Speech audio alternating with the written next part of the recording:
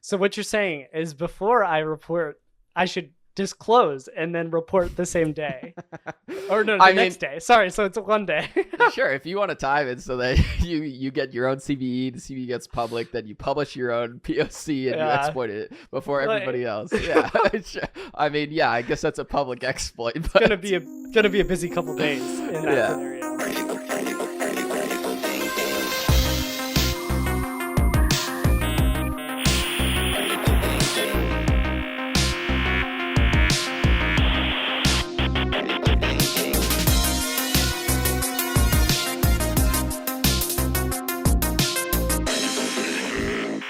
I just saw you get like prepped. You like at the countdown started, you backed up, you like hyped yourself up. Just get a little stretch. Get a little litty. You know, dude, I'm getting myself ready for this one because this is gonna be a feisty one today. I'm gonna have to bring the feist to the show. Oh boy, all right. Because we are representing.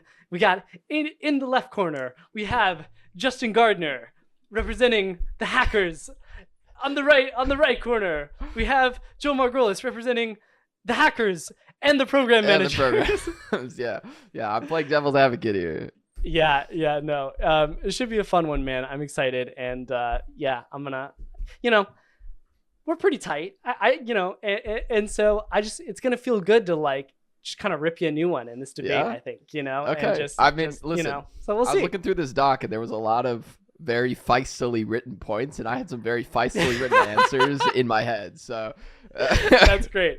In true Joel fashion, you've got the feistily written stuff in your head. That's good. Yeah. All right, so let's take a little breath, take a little breather, calm down. We got a news segment to hit before we get into the meat. All right, so first up on the news. Well, first of all, we're kind of a little bit light on news this week. I don't know if that's just because everyone like dumped all their stuff at DEFCON. Yeah, I actually haven't even asked you about DEFCON. How was DEFCON? Yeah, I mean DEFCON was pretty good. I got COVID, so that was the less good side of it. But other than that, it was good. It was fun. It was great to see everybody. Good to hang out with people who sometimes I don't even get to see people like once a year. So yeah, it's always a nice time. Did you go to DEFCON itself or just H1702? I didn't even step foot in the convention center. I didn't buy a badge, but like honestly, it doesn't seem like I missed out on much given what the badges were this year. Yeah. But my personal opinion is that most of the time the talks are all uploaded, except for I think a couple of the villages sometimes don't do it. There's like a whole thing with that, but for the most part, pretty much every single talk is uploaded on YouTube. So if there's stuff that I didn't get to see, I can just go see it. Oftentimes the really good talks I'll just hear what they are and I'll go look them up. And like I said, all the people that I tend to see, I end up seeing outside of DEFCON. I really like going to DEFCON to see the talks, but like one of the disadvantages is that you can't see everything. So I figured I'd save my money, enjoy Vegas a little more chill, a little bit less walking around. Save your money and then enjoy Vegas. Sure. Yeah, save my money by go to the tables or whatever. Jeez. Did you gamble at all? Yeah. All right, we're not from the tone of that. I say we're not going to go down that path. All right. I didn't walk away a mega millionaire. I'll tell you that. Walk away with the job. All right. Well, that's part of the experience, I suppose. Yeah. And about the talks, I kind of agree. I think there's something cool about being able to go in person, especially if it's your friends, and support them and ask questions afterwards if you have questions. But most of the time on those talks, you're going to want to rewind and like take notes and like, dive a little bit deeper. So it's nice that they put them up on YouTube a little bit later. Yeah. Actually, they're already up on the DEFCON YouTube. So yeah, they are. It's only been a couple weeks. Good. So if you want to go check out those talks, they're all available. Yeah. It's been a long couple weeks, man. I realized we haven't actually had a Justin and Joel episode since then. So first you had COVID, then I had COVID. I got a COVID on a cruise. That was rough. Let's see here. All right, well let's hit the news then. First item up on the list I'll talk about was Rezo, a loyal follower of the podcast. Bless his heart. True. Released something really cool called Prompt Injection Primer for Engineers, and essentially it's a document outlining what kind of things you need to be worried about as an engineer from with regards to prompt injection. And I know we have a lot of engineers listening to this pod, so I wanted to shout it out. And if any of you are working with AI related tools and are kind of a little bit worried about what prompt injection as it is an unresolved bug, we still don't have a solution to prompt injection that's perfect. It's not like just escaping our double quotes and single quotes in SQL and stuff like that. It's unsolved problem. I think Joseph does a good job here of breaking down what exactly the attack vector is. He's got a little flow chart on whether you need to be worried about it or not. So I think this could make it a lot easier for people to understand what kind of impact this bug could have. Yeah, it's super interesting. I saw that he had posted on Twitter, and it seems like a great resource to just sort of like put some stuff out in this space of security. It's such a new technology, and there's so many things that we haven't really figured out. Like you said, it's like an unresolved problem. So I think it's great to have some awesome minds like Rezo, and I think yourself as well, right? So I may have seen it, before it was released, Yeah. So it's good to have these types of minds already working on the problem, already putting out resources out there, helping companies get secure before they even know it. So yeah, for sure. So definitely check that out if you're working with AI stuff at all. Pass it around to anybody who is working with AI, because we all kind of saw what happened with Web3 when everyone went crazy boom with Web3 stuff. Everyone was developing. It was happening so fast. Vulns were flying all over the place. Money was flying out of wallets left and right. And so luckily, AI is not directly linked to currency like Web3 was, but not yet. Yeah, right, exactly. Not yet. So we won't have quite as severe of a fallout, but definitely something to check out if you're working with it. Yeah, totally. All right. Did you see this thing from Portswigger? It's another XSS vector.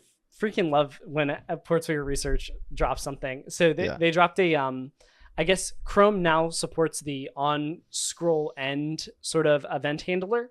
Yeah. So this is a great way to get past those pesky WAFs for, I don't know, hopefully a month or two until they update their word list or whatever. But it works on any element. So in the little tweet that we'll link in the description, they have it working on the XSS element, right? The little fake XSS element. And if you combine this with the auto scroll to a specific element feature that they have in Chrome, if you put like the ID in the hashtag in the hash fragment up at the URL, then you can just pop it without any interaction. Nice. That's awesome. Yeah, this is one of those accounts.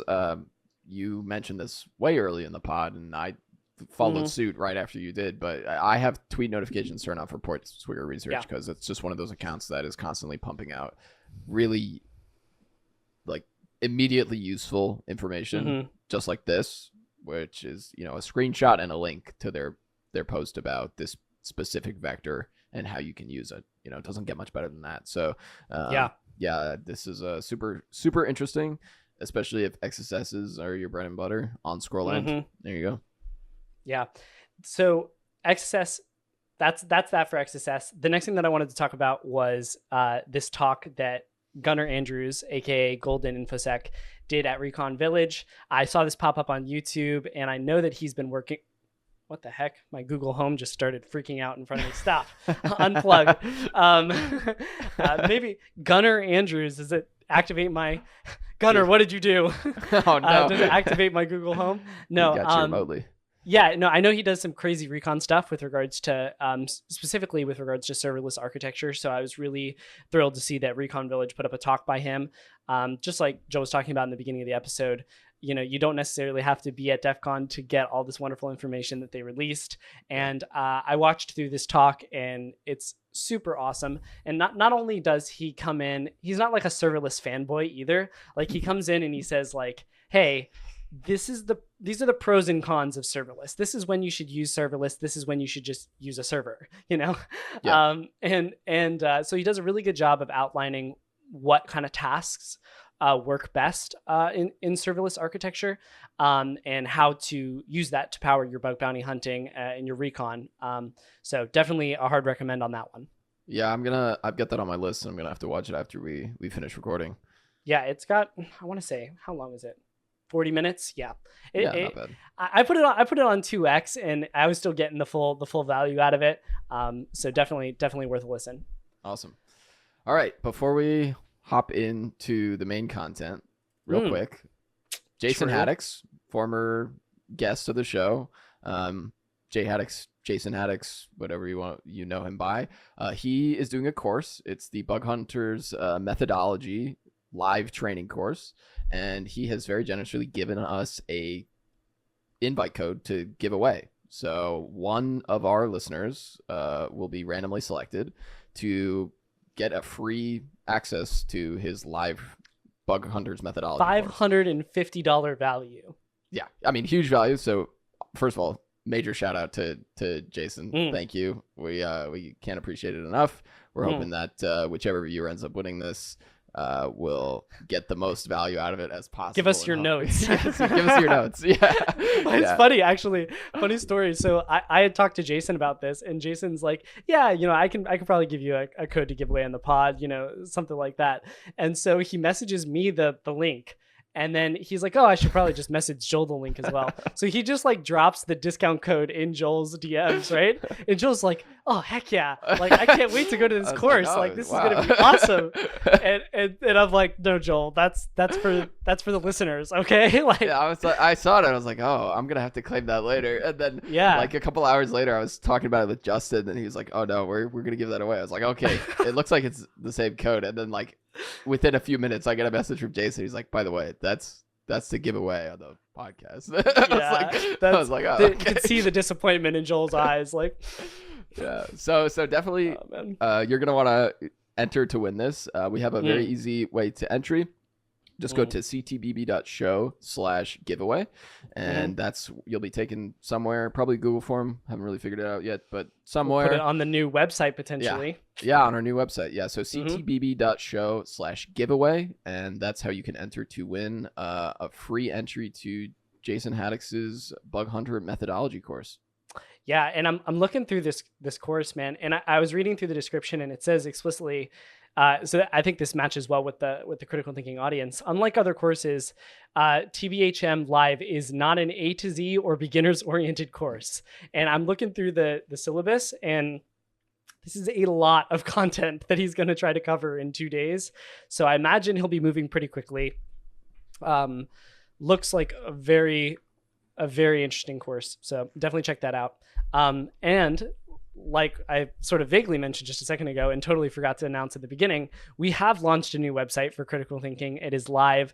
It's going to be a little bit better organized than our past website. So we've got each episode's popping up. We've got the video, we've got the audio, whichever your preferred medium is.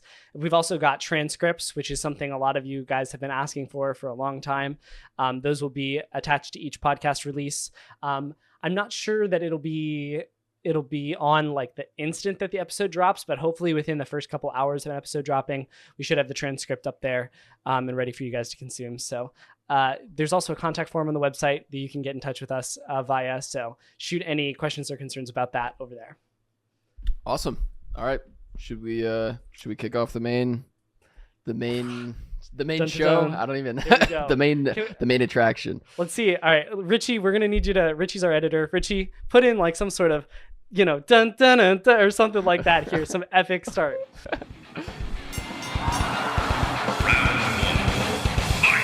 Okay, wait, real quick. Okay, I do need to get some formalities out of the way. Okay, I do currently work at a tech company. I'm not even gonna name them. We're just gonna keep it completely out of this.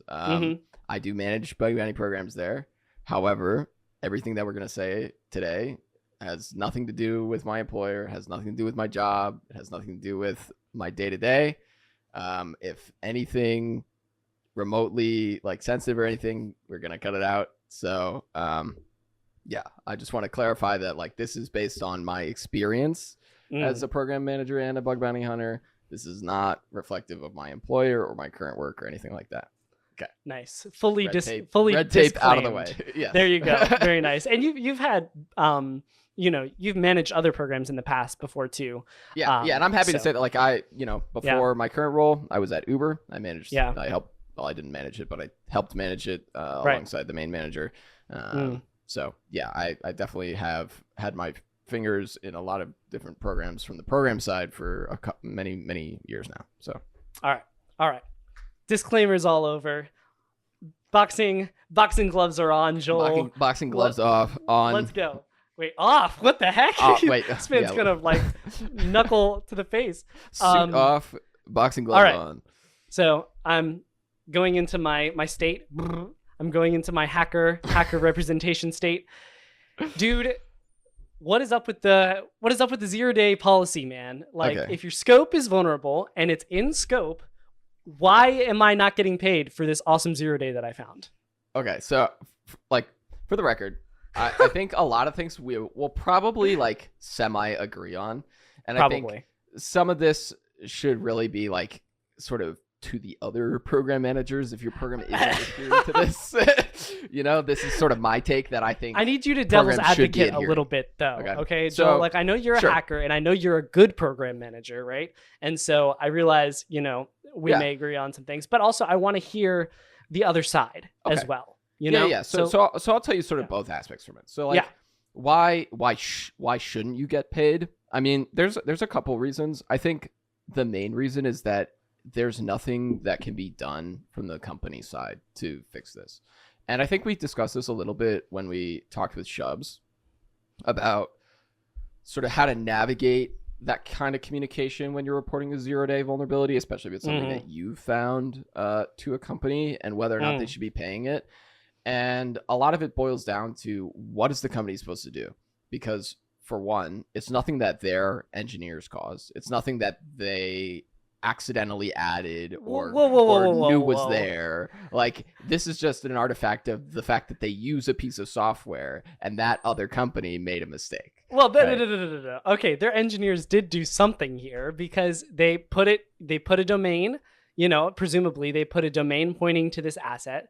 I don't know if it's a cloud asset. If it's a cloud asset, then they just pointed their domain at it. But you guys made the decision, just like you would use, to use open source software to work with this provider. And that has inherently put your users at risk.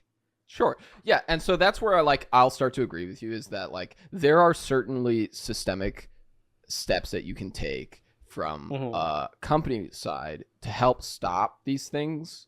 And that generally involves doing audits ahead of time with the company, discussing what their current security team and current security practices look like. How do they store data? What are their password policies? What is their internal security policy? There's a lot of things that you can do as sort of checks and balances to try and make sure that the company you're about to work with and whose software you're about to use will not compromise you. But at the end of the day, you didn't write the code. You probably don't even have access to the source code. And so depending on what it is, there might not be much you can do. And yes, the engineers probably did create a DNS record. Don't give me that shit, Joel. Okay. But they didn't do anything wrong from a security from a secure development standpoint. Okay, there's nothing that the engineer could have done differently that would have stopped them from being vulnerable. It was completely outside of their control. Okay. No, okay, that's sort of true. That is true, and I see that point. But also, heck that, and I need the bounty right now. No. Right. Yeah, sure. So again, I agree with you, and I think this is sort of where from a program management perspective, where I draw the line is basically, is there impact? Yes or no? Pay for impact, right? Yeah. It doesn't necessarily matter if it's your fault. It matters whether or not something can happen because of that vulnerability, right? Yeah. And so at the end of the day, you should be taking responsibility for the impact to your business, to your users, to your customers, whatever it is. That if you're using a piece of software that makes you vulnerable, you should pay for that to some extent. Now, I think it's fair to not pay a full bounty because there's a limited amount of things that you can do. I also think that there needs to be some sort of how do I fix conversation? This? Yeah. Okay. Sure. But how do I fix this? Right. Okay, you're reporting a 0-day to me. Can I set up firewall rule up? Can I my WAF? What do I do to fix it? What do you want me, the company who uses this piece of software, to do? Because if the other company doesn't even know about it, the only thing that we can do is say, hey, by the way, there's a vuln in your software. You need to fix this. Okay, so I got the little, hyperbolized hacker out of my system a little bit there and the raging, but I'm gonna try to approach this from an intellectual perspective as a hacker here. So my answer to that would be that sure, you guys don't have access to the vulnerable source code that's running on the target, right? Assuming it's a closed source project or whatever. And so how do you remediate that situation? Totally fair question, I think. And whenever I report these, I always try to include some sort of remediation step. May it be changing some configuration in the actual third-party app that you can find in the settings. But at the end of the day, you can just stick a WAF in front of it, or you can how hard is it to like spin up an Nginx reverse proxy, right? And like just block off a specific endpoint. Significantly easier said than done. I what? promise. Are you serious? Yes, because okay, here's the thing.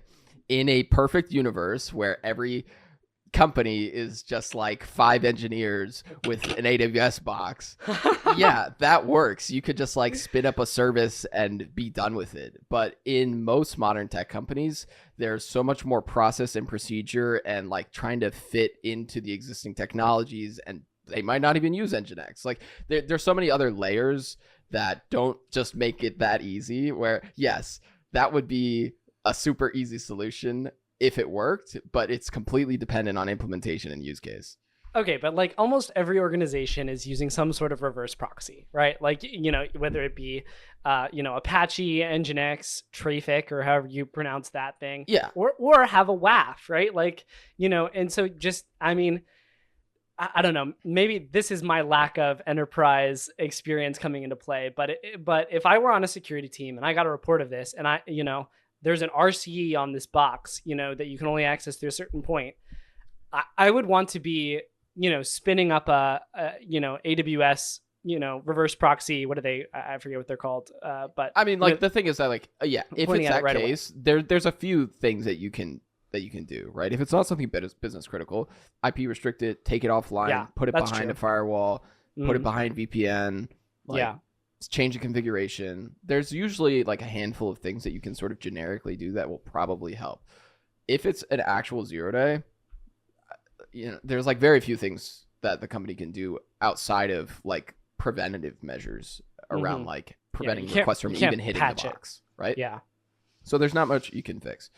I see that you also mentioned 1 days in here. Honestly, my opinion is that if it's a 1 day, like that's fair game. If there's an exploit out there publicly, especially, and you have the software and it's publicly exposed, that is fair game. So what you're saying is before I report, I should disclose and then report the same day. Or no, next day. Sorry, so it's a 1 day. Sure, if you want to time it so that you get your own CVE, the CVE gets public, then you publish your own POC and you exploit it before everybody else. Yeah. I guess that's a public exploit. But it's gonna be a busy couple days in that scenario. Yeah. No, okay, yeah, that makes sense. And I do agree. If it's got a public CVE, then even if you're aware of it, I always add that having to do less asset enumeration or checking of your assets to say like, hey, yeah, this bug is vulnerable to this, I think that adds value. And so there's definitely some other areas where the bug bounty hunters add value with their reports. And also it's an easier sell to the people that need to fix it. Say, okay, yeah, sure, somebody posted this paper that affects our blah, blah, but it's a different story when you can say, actually, a hacker shelled this box this morning and was in here and could have deleted the whole system. I feel like that's an easier sell to your bureaucratic organization or whatever. Yeah, and I think like generally each of these topics probably has some sort of useful takeaway from a program perspective. So like for this case, like having better management and knowledge of your assets and what software is running on each asset, that's probably a decent takeaway. If you're getting affected by 0-day reports and 1 day reports a lot, like that should tell you that from a security program perspective, you need to be identifying what software is running on your boxes better, in like a more efficient way, and being able to update that stuff in a more efficient way. And hand in hand with that, also knowing what vulnerabilities are in the pipeline that are affecting your software so that you can fix it ASAP. Yeah, no, that totally makes sense. Mariah's texting me something. Let me just send her this. Okay. All right. Yeah. And I think I think that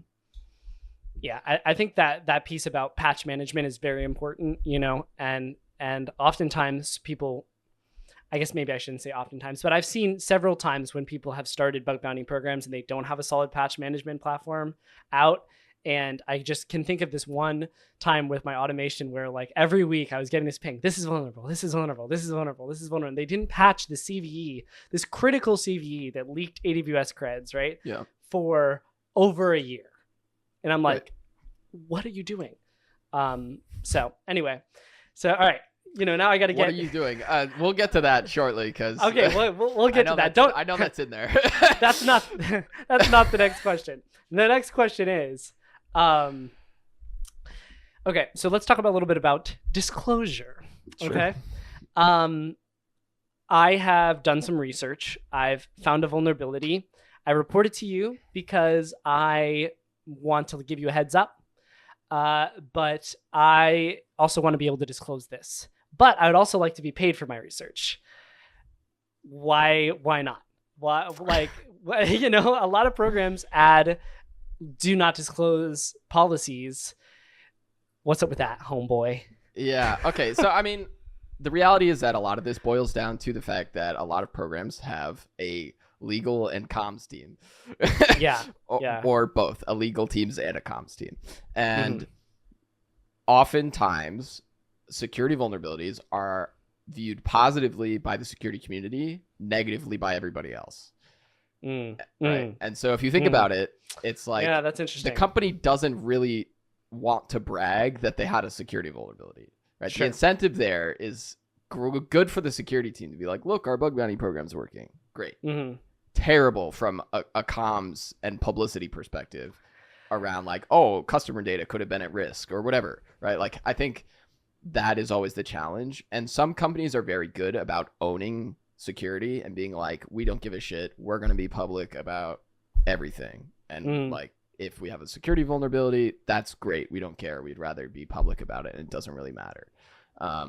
I think a lot of companies get really scared about that, and rightfully so, because there's been plenty of outrage for various tech companies, Uber, for example, around security vulnerabilities and how it was handled and how it was announced or not announced and all that kind of stuff. Can tank the stock price and all that sort of thing. Right. And so, like, I think that is a real risk there. Now, the other side is like, okay, I want to get paid. Great. Report it to the bug bounty program. I want to disclose it. Well, that's up to the program. I see a lot of researchers who will report stuff and then get frustrated when they aren't allowed to disclose, or they, disclose anyways, or whatever. Like, here's the reality of it. When you submit a bug through a bug bounty program, you agree to the bug bounty program terms and policy. That states that you can't disclose stuff without the permission of the program. If you disclose stuff without the permission of the program, you are violating the program terms, which number one often excludes you from safe harbor protections, and number two sets you up for a platform ban, or at least some sort of a suspension or repercussion, right? Yeah. And so that's not to say that you can't report stuff without being able to disclose it. You can always like email security and reach out to them directly, not going through the bug bounty program. You're not agreeing to their program terms if you're not going through the bug bounty program. I wonder if you could submit directly to the bug bounty program, but like explicitly state in the report that I decline the terms and agreements to this, and say like I intend to disclose this bug, but I'm also giving you a heads up. I don't know.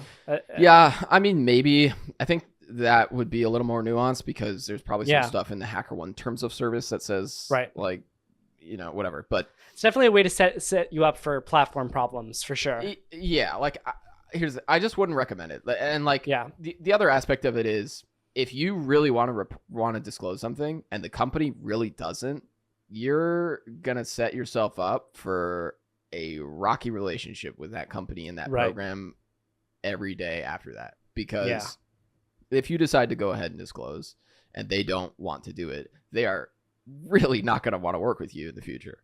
Right. So if you find something like, some other like really bad vuln and you want to report it to them, or you want to like, get a bounty or something, how is that company supposed to feel when they've got this researcher who's like been super aggressive with them in the past about disclosures and now coming to them with another vulnerability? Yeah. Like, are they going to fix it? Yeah, probably. It doesn't feel safe. Going to want to it really sets a bad precedent, I think, for the type of relationship that you want to have with a program, which is like an amicable working relationship where you can professional secure, you can secure things together and both be like happy and positive about it, not be like, I want to disclose this, you can't disclose it, or I'm mad about that. Like, right. Like at the end of the day, that's part of the bargain, right? Part of the bargain is that you get paid. So, but that feels a little dirty, right? Like that feels a little bit dirty if you say it like that, because you said that's part of the bargain, and it is part of the bargain, and you're totally right in representing it that way. But essentially, what you just said is we're paying you to keep your mouth shut, which is like really sketchy and not the way that I really want to see bug bounties. Yeah, and I mean, like, I don't want to get too reductive here because I think that you could frame a lot of things that way, but especially like any private program, you could phrase it that way, and that like you don't have a public program, so like why, I don't know, or like things are out of scope. Like if it's out of scope, then like you're basically just like telling me not to look at something that's vulnerable or whatever. Like I think there's a lot of reductive ways that you could take that same kind of stance. True. Yeah. And while I see it, I think that it's a little more nuanced than that. Like bug bounty programs are not just designed to pay a researcher. They're designed to set a neutral environment in place so that researchers can communicate things safely with the program, and the program can communicate things safely with the researcher, fix it, not worry about like the researcher leaking their payload or telling other people about it and all this other kind of stuff. And in return, the researcher gets paid for that, for not telling other people about it, for reporting it directly, for reporting the bug in general, right? That's kind of where I was thinking, with this is like the incentive, the keeping your mouth shut piece is a little bit more of a addendum to the whole situation. The motivating factor for a bug bounty program is these researchers have done high quality security research and deserve to be rewarded for that and to be compensated for that. And so I think that's the primary services exchange, right? Yeah, I mean, yes. However, part of high quality security research, in my opinion, involves how the delivery is handled. And so you can't just do high quality research and then start making demands about what you should be paid and how it should be handled and how fast it should be fixed and all this kind of stuff. That's a good point. Like, again, you're participating in the bug bounty program. If you want to send stuff that's to security at and you want to strong arm the program, you can by all means go ahead and try that. And they may or may not respond, but they also may or may not respond in a very nice way. Sure. I'm to all you hackers out there, I'm trying. He's just doing good, I'm trying to give him a piece of our mind here. But no, these are very reasonable answers you're coming across with, Joel. So I kind of put you on the spot this episode, and I will totally continue to put you on the spot. But that's fine. Listen, these are a lot of things that I used to feel as a hacker myself. I still understand where a lot of hackers are coming from with these things, but having worked on the other side, the answers and the reasons behind stuff are so much more nuanced. I think it's important that people understand it. Yeah, me too. With that being said, let's talk about the shittiest piece of bug bounties, which is dupes. And particularly internal dupes. What the heck, dude? Like, what? So, okay, hold on. I am going to rant a little bit about this, okay?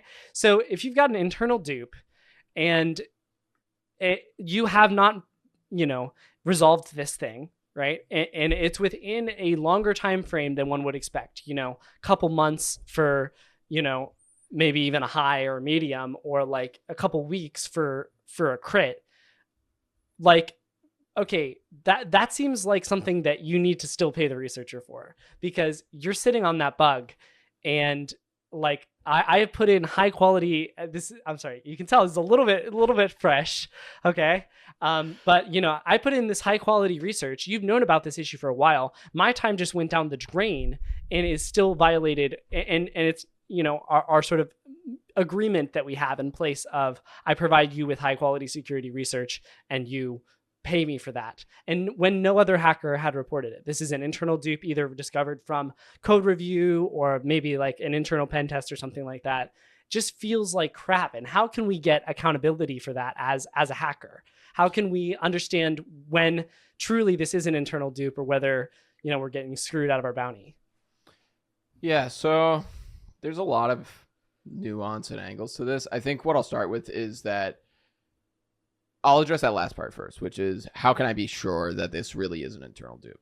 The main thing I would say is, where's the incentive for the program to lie to you in the long term? Yeah, money, but I'm for those of you that are Justin's rubbing his fingers together. Listening to the podcast, I'm rubbing my fingers together while I'm taking a sip of water. Yes. Now, yes, money. However, reputation, right?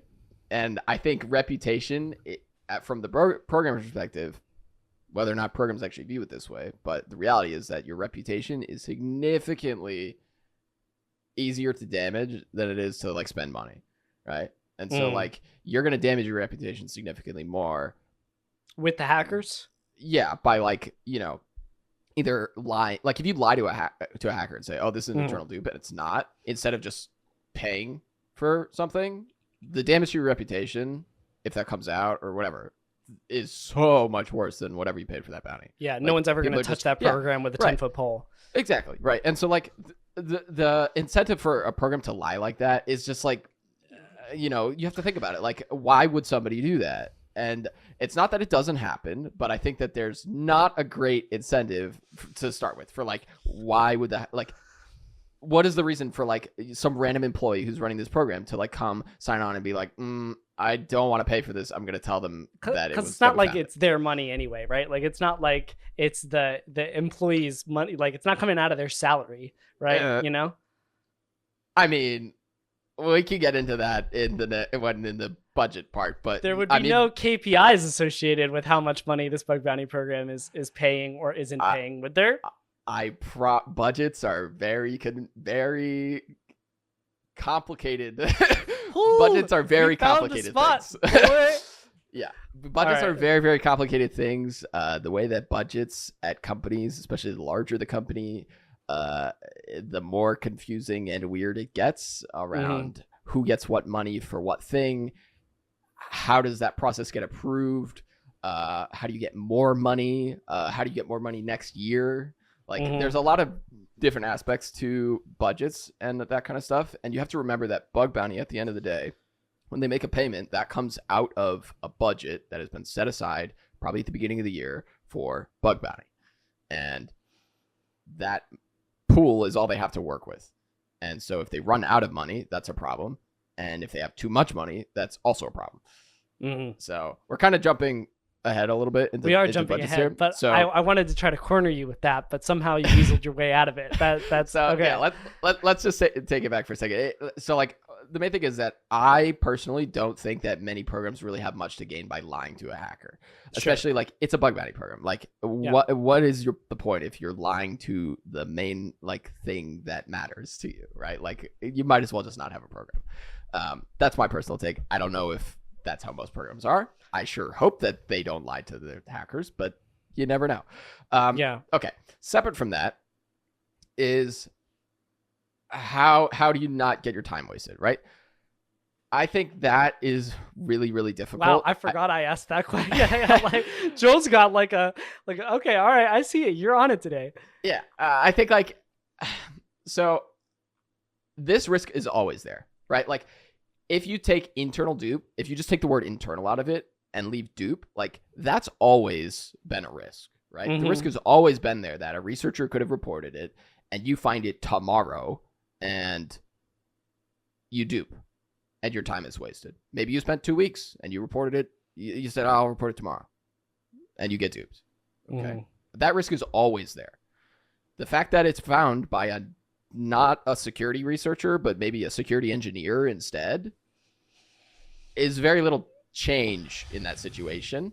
Now, I think that a lot of programs could do a better job at documenting that and integrating it into their program. And what do I mean by that? I mean, if you have a security vulnerability on a public-facing endpoint, you could create a ticket on your bug bounty program, an internal, like, close it as informative or whatever. Like, there are ways to handle that, or import it. And if you need to reference it from like a public report that later comes in, you have an actual report ID that you can reference. With a timestamp and that sort of thing. Yeah. Yeah.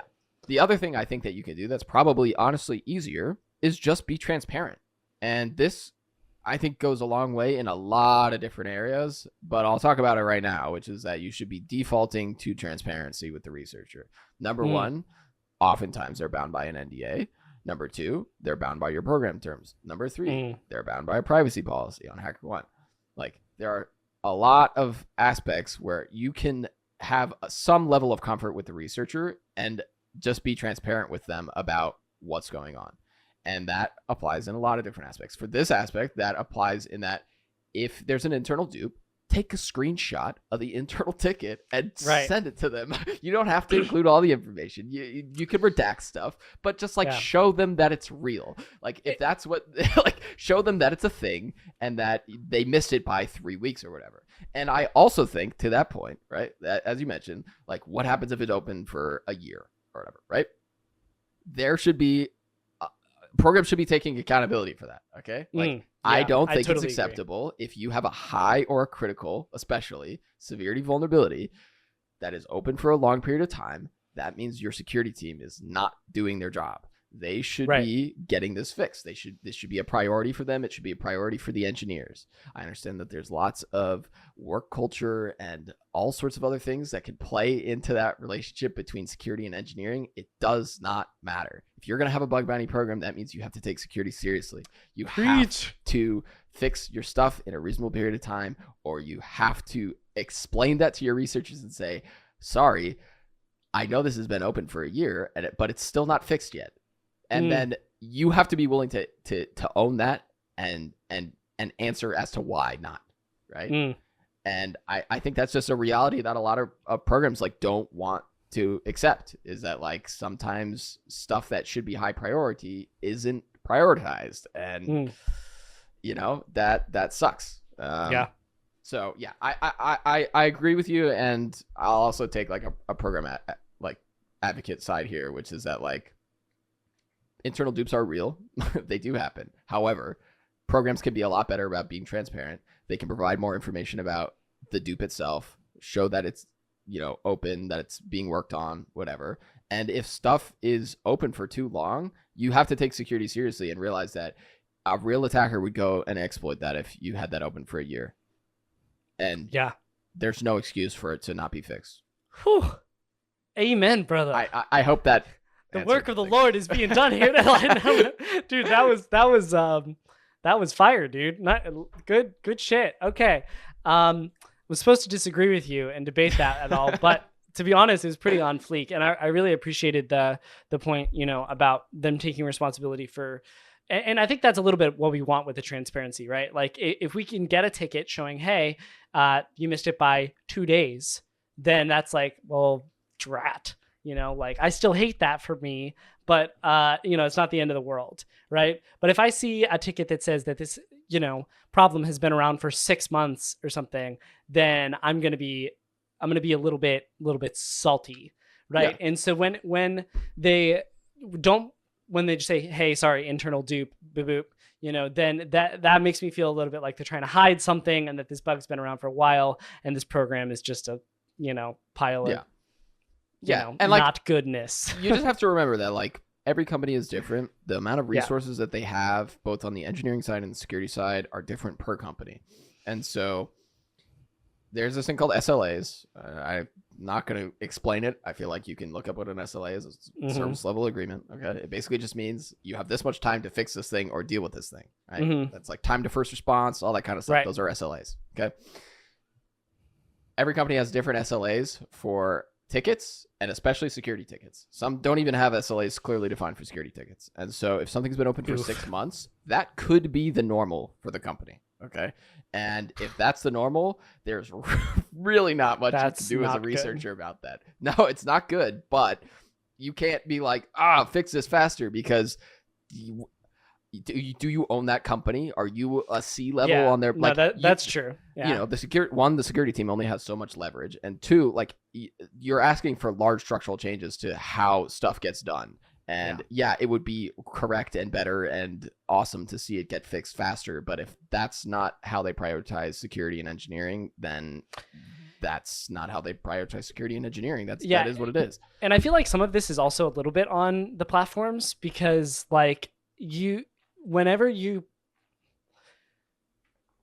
as a platform, when you bring somebody on for a bug bounty program, you have two customers. You have the company and you have the hacker, right?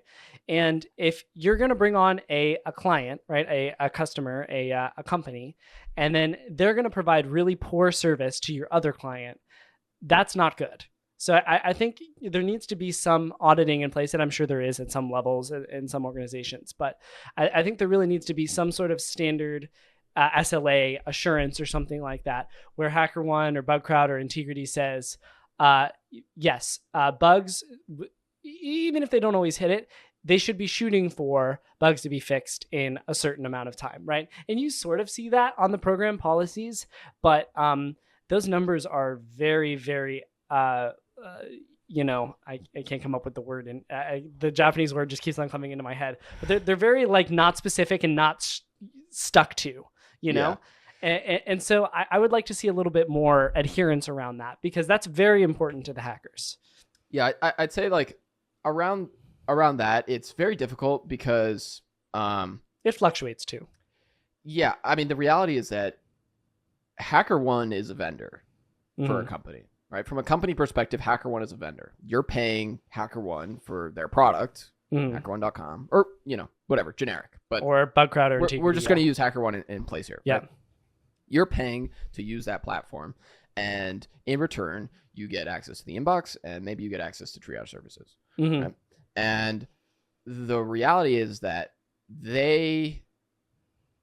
you're not paying them for advice on how to run your security program. Okay, that's a problem though. I think if that is the case, is that truly the case? I mean, that's not what you're paying for them. You're not paying them to tell you how to run your like, they can give you advice, but it would be unsolicited, right? And so I think it would be better if they were able to like meaningfully give advice to companies, but I think it's not really their place to be doing that, because that's not what they're being paid for. And so not only is it an overstep of their services, but it's like not really their concern is to provide an excellent bug bounty platform that helps the company communicate with researchers and receive vulnerabilities and all that kind of stuff. Yeah, but you can't provide an excellent bug bounty platform without it being a two-way street, right? So if you're not ensuring that the program is providing a quality experience to the hackers, then then the platform is going down. Sure. Right. But again, like what is HackerOne going to do? Say like, oh, in order to sign this contract, you have to provide us that, you're going to adjust your security SLAs and do all the, like, these things would be blockers that'd be great. Well, I mean, they would just lose business, right? That's true. That's and the it's reality. A company, Yeah. The company will be like, okay, we're just going to go to BugCrowd, who doesn't require that. Right? Yeah. Or like whatever, right? Like the reality is that I think that would be too much of a blocker when the goal is to just get companies to adopt security more by having a bug bounty program and having a way to receive vulnerability reports, and to make it a requirement that they have to like vamp up and buff their whole security program in order to receive reports. That's really difficult. That's a really hard sell.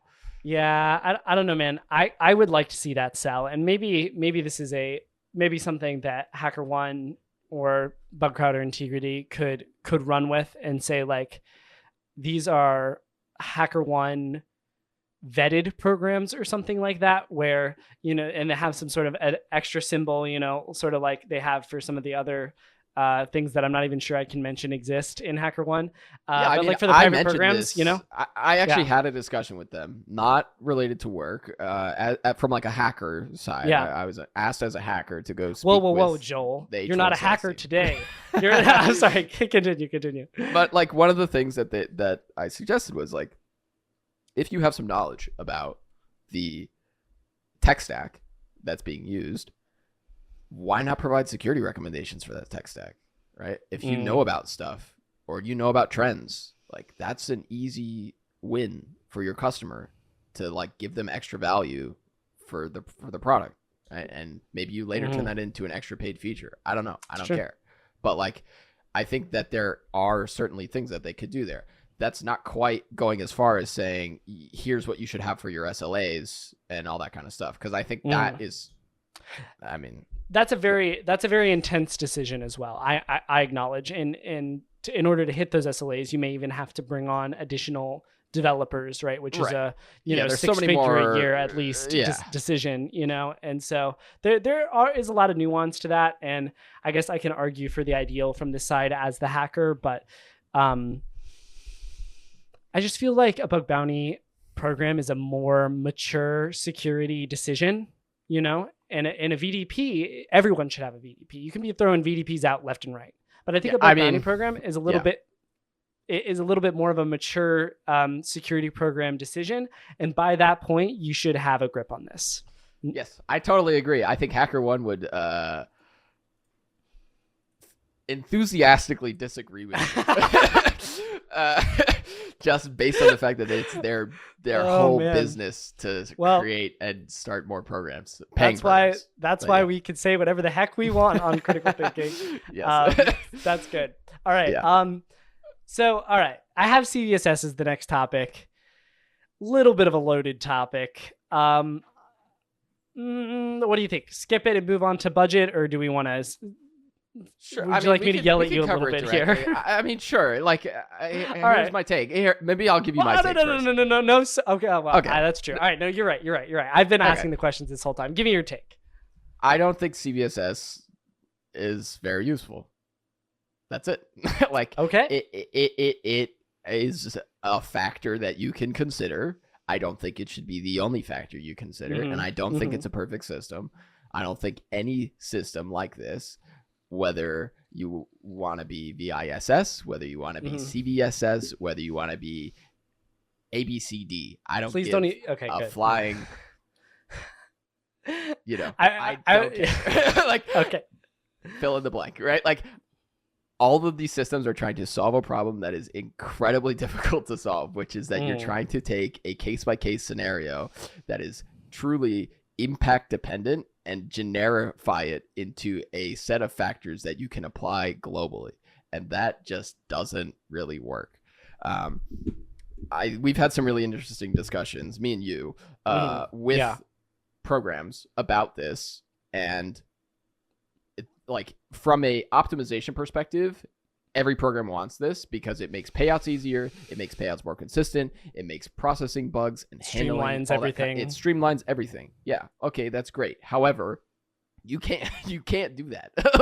like you can't just say like, oh, if it checks these boxes, then it is this bounty or it is this bad. Because some cases, yes, you can do that. Many cases you cannot.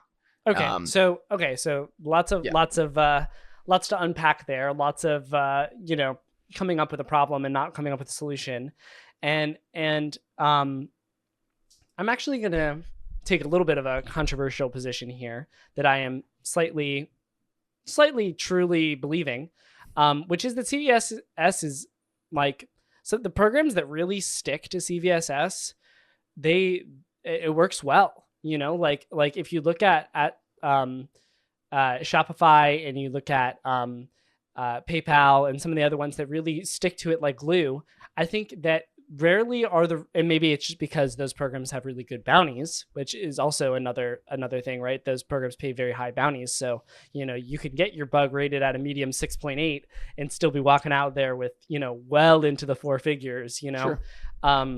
Range. But yeah, I think there doesn't necessarily have to be a system that makes it all streamlined and stuff, but having some sort of baseline for an attacker to know, and maybe this is just a piece in your policy where it's like, hey, we really prioritize user data. And if you can get access to user data, we are very, very interested in that. Or we don't really care as much about user data as we care about like you getting access to our source code. And if you can get access to our source code, very bad. That sort of direction is really helpful for me in understanding the threat model of a company. Yeah, no, I think that's a great point. Like, again, generally I err towards trying to pay, like, I think programs should be paying by impact. I think that impact is really what matters. It's not about like, I got an XSS. That's great. What can you do with it? Like, can you steal my data? Can you take over my account? Can you only pop an alert? Like, what is the actual impact of this? Because if it's nothing, then why am I paying, a flat bounty for this? Or why am I paying what I paid for the last XSS that could do an account takeover on this XSS, which can do nothing, right? And I think that type of information is really important. And what you said about like, if you really stick to CVSS, then it works well. I think it works well in the sense that you have a consistent program, right? So what that means is that, one, your process is streamlined, and two, your process is consistent. So an XSS is going to grade the same, is going to pay the same all the time. And if that's how you want to handle your security program, and you say, we've got this much money for bug bounty, and we're just going to, we're going to pay $5K for every XSS, we're going to pay $2K for every subdomain takeover, that's fine. But you have to like budget and account for that, and just be willing to, regardless of the impact, you have to be willing to press that button and pay the bounty at the amount, right? Yeah. And a lot of programs, I think, don't look at it that way, which is fair. Like, I don't look at it that way. Like, we don't use CVSS, and I don't think CVSS is a great solution because of what I said. Like, there's so much nuance in impact. And so what you pointed out about like, what does the program care about? This is something that I see almost no programs do well. And like, this is something that I think should be addressed probably from a platform perspective as well. But there needs to be a better way for programs to explain to researchers what their security threat model looks like. And what that means is, as a security team, when you report a bug to me, how do I think about it? What are the things that I'm looking for? How am I grading the impact? Amen. Right? And so there's not a great way to communicate that from the program side to the researcher side. And especially for programs that don't use CVSS, there's like basically zero guidance, right? And so those are the programs where you submit something and you're like, this is a crit for sure. And then they regrade it to a medium. Low. And like, you're like, whoa, what just happened, right? And oftentimes it may be one of, the early reports to that program that you're still trying to feel it out. And that takes literal, like, multiple reports to start to feel out manually. What does the program care about? How do they respond to this type of stuff? Like, do they care about this? Do they not care about this? Like, understanding that stuff in a trial and error method really sucks from a researcher perspective. And so I think programs could definitely do a better job in saying, we care about user data. Specifically, even maybe we care about these user data fields. Now, that second question right there, you'll have programs who will immediately say no to that just because of legal and comms. Like, they don't want to point out explicitly. They don't want to put targets on specific stuff. Yeah. Right. And so, like, I get that, but like, that's fine. Like, you don't have to go that far. Just say like, we care about user data, and we would care if you can do, X, Y, and Z. The other side that I see, by the way, is like way too extreme in terms of examples. Well, where like, I've seen a crypto program, for example, where they will say we would consider it a crit if, and then they have 4 bullet points with very specific scenarios laid out of like detailed, like, oh, you can execute like X, Y, and Z through like a specific. I'm like, right. This function ever returns a negative number, then we're screwed, like. I'm just going to go test this one specific use case that I know your security team already knows isn't vulnerable. Like, you know what I mean? Like, that's not helpful either. So I think like being more generic about like the things that you care about, not the specific scenarios that you care about, would definitely help. And then somehow figuring out, I don't have a great solution for this either, but somehow figuring out some way to explain like the way that your security team is thinking about bugs when they come in, whether that be, is it on the main domain? Does it have access to cookies? Yeah. Can it talk with the main domain? Are there ever cookies scoped to it? Like, some of these things you can figure out as a researcher. Some of these things the program needs to provide. Dude, like, That was great. And I think we need to start a critical thinking bug bounty program consultancy based off of this conversation, because there's a lot of high quality stuff in there. And I think a lot of lessons you've learned as being on the program side and on the hacker side in extreme ways on both, right? Managing some of the biggest bug bounty programs and also, or contributing to some of the biggest bug bounty programs, and also hacking on, the live hacking events in the, cream of the crop scene there. So that's really cool. And I think CVSS definitely has its flaws, but for me, that consistency that you mentioned, that's kind of what I want to see. Because if I can see the consistency, if I know what the system is, then I can work within the system, right? That's our whole thing as hackers, is working within the system and making our goals get accomplished, right? And we talked about this a little bit with Inti, but like the ethical boundaries of sort of gaming the vulnerability, rating system. But if at the end of the day, if the securities team's priorities are truly aligned with their vulnerability rating system, then it should be a dub for all players. Yeah. And like, I'm definitely winging this take right here, which is that I think CVSS isn't the worst place to like start. And what I mean by that is like calculate the CVSS. And then if that doesn't line up with your security team's threat model, try to figure out why. And those are probably your mitigating factors, right? And what I mean by that is like, okay, if something's a crit, but it's actually a medium because blank, well, that's why, right? CVSS can't really account for that easily, right? Yeah, maybe it's like attack complexity high or something, but like it's, it's not, right? Like, again, like if you have an XSS that can do nothing versus an XSS that can do an account takeover, those are two very, very different things. And attack complexity or privileges required or whatever, like those don't really account for what's probably causing that change in severity, right? And so I think being transparent with the researcher, describing what has changed that has caused it to not be a critical, but to be actually a medium or whatever, is really, really important for the program perspective and to help build those relationships that lead to fruitful security research from your hacker base, right? Yeah. Good stuff, man. We are an hour and 1 minute in. I've had a little bit of a draining day, so that steam that was coming out earlier is still going. Just read them as you wrote them. All right. Well, okay, I'll just read them as I wrote them. Let me just hit you with this one, big boy. Regarding bounty payments and budgets, it's not your money. So why are you so freaking stingy with it? Yeah. Okay. So as I mentioned, budgets are very complex topics. Okay.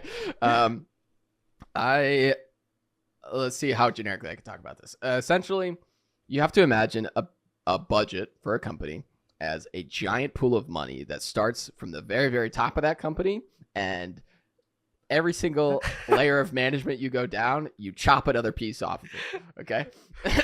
And so, sorry, as soon as he said giant pool of money, I just like the eyes went big. Like I'm like, yeah, that's what I want. Yeah, right. No. Justin wants the entire. He'll just take the entire budget. That budget, I'll take that. No, okay, sorry, go ahead.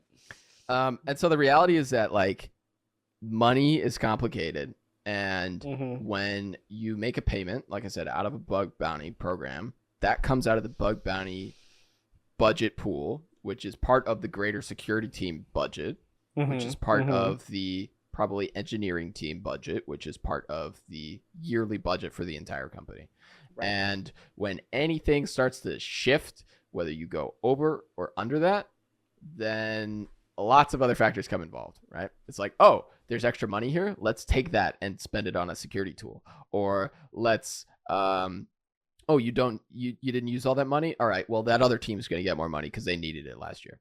And so there's like all sorts of like weird meta aspects to paying a bounty and to where that money is coming from that, yes, it's not your money, but it kind of is your money because it's your team's money. It's, it's the money that you have for next year, or it's the tooling that you're planning to buy in 6 months, or like there are a lot of other aspects where it kind of is your money. It's your money in the sense that you're you have like ownership over it, but it's not your money, right? Yeah. And so I think you're where a steward of that money. You're Yeah. supposed to be using this money for the greater purpose of the organization that you're working with. Makes sense. Yeah.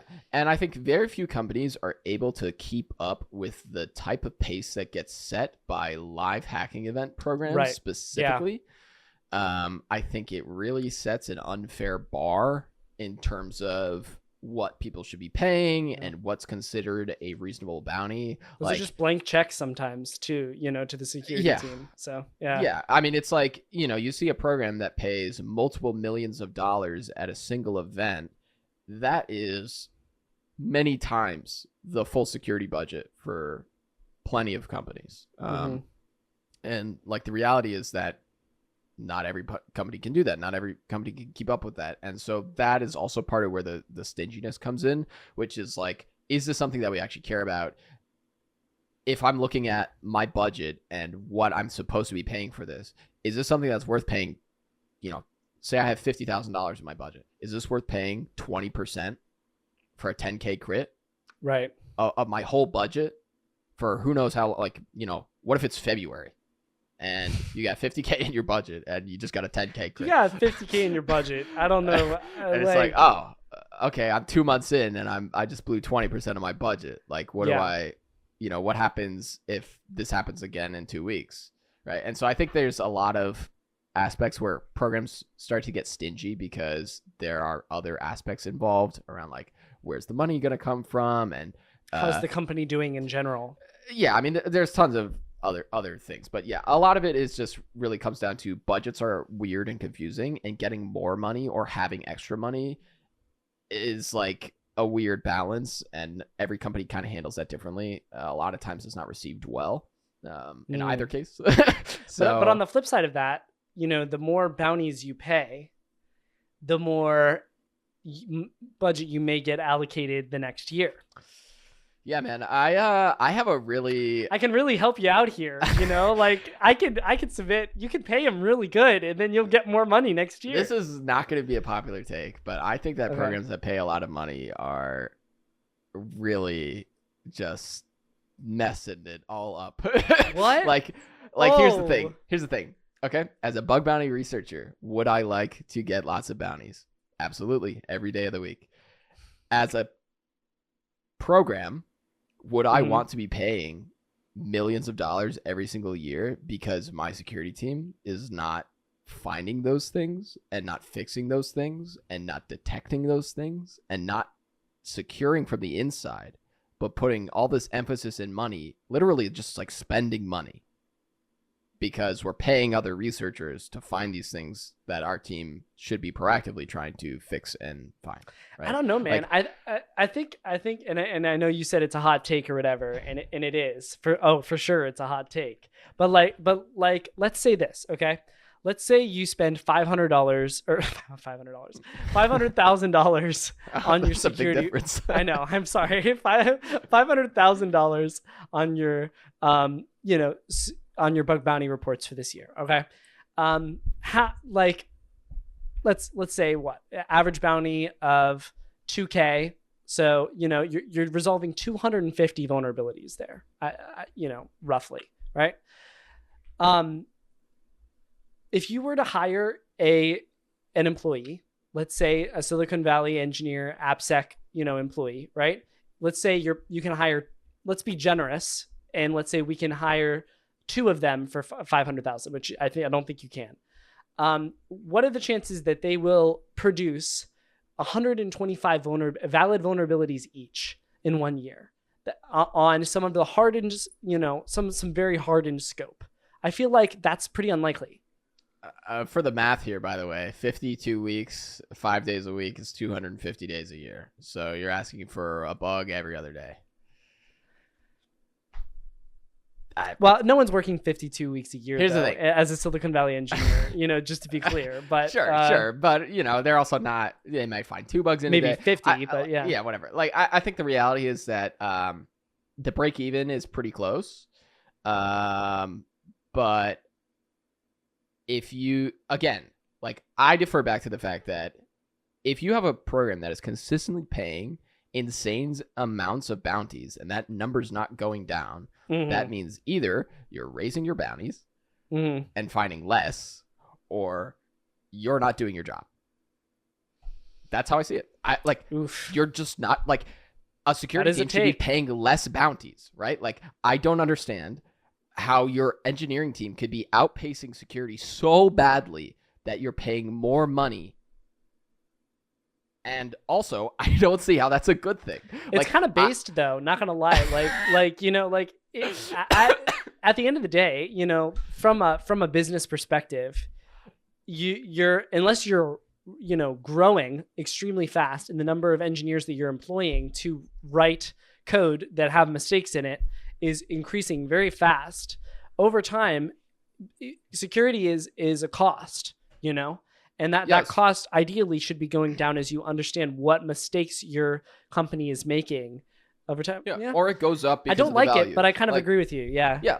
I just don't think that like I see so many programs that are like boasting like, oh, we paid so much money this year. Yeah, man, that's awesome. But like, why? Like, what is happening internally? Like, what is your security team doing? Because they should be helping like cut this back so much. Let me devil's advocate that, though. The devil's advocate of that is that you're resolving actual vulnerabilities and you're finding out these problems. Every single problem that is being reported and paid for is a valid vulnerability, and that's the beauty of bug bounty, right? So if you're paying out more money, it doesn't, I guess you could try to trace it all the way back down to the cost, but at the point you're paying it out, it's already a sunken cost. You've already have that vulnerability on your platform, and at any given point, if you could pay the money to resolve the vulnerability, that's the choice you're making because of risk, right? Yes, but if the engineer finds it, like if your security team finds that and fixes it, and then also simultaneously fixes 10 other bugs, not only have they saved you so much more money, but also that's what they're getting paid to do.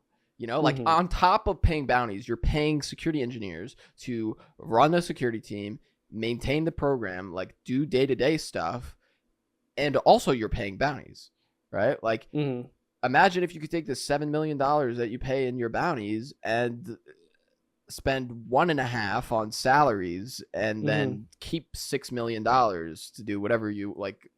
I don't know. Like, it's just a really hard concept for me to understand why when I see companies bragging about the fact that they're paying super large amount of bounties every year, I'm like, yeah, maybe for like a year or two, that's a good thing to see. But after that, you should be paying nowhere even close to that, because your security team should be learning from this. They should be making changes. They should be putting stuff in place that's gonna like, oh, this happened because XYZ. Let's figure out how to detect that so it doesn't happen again. Yeah. Right? This is what, from a security team perspective, this is what we do. And when I see companies who are like, oh, we paid $5 million last year. Oh, and before that we paid $2 million. I'm like, what? Like, yeah. Yeah.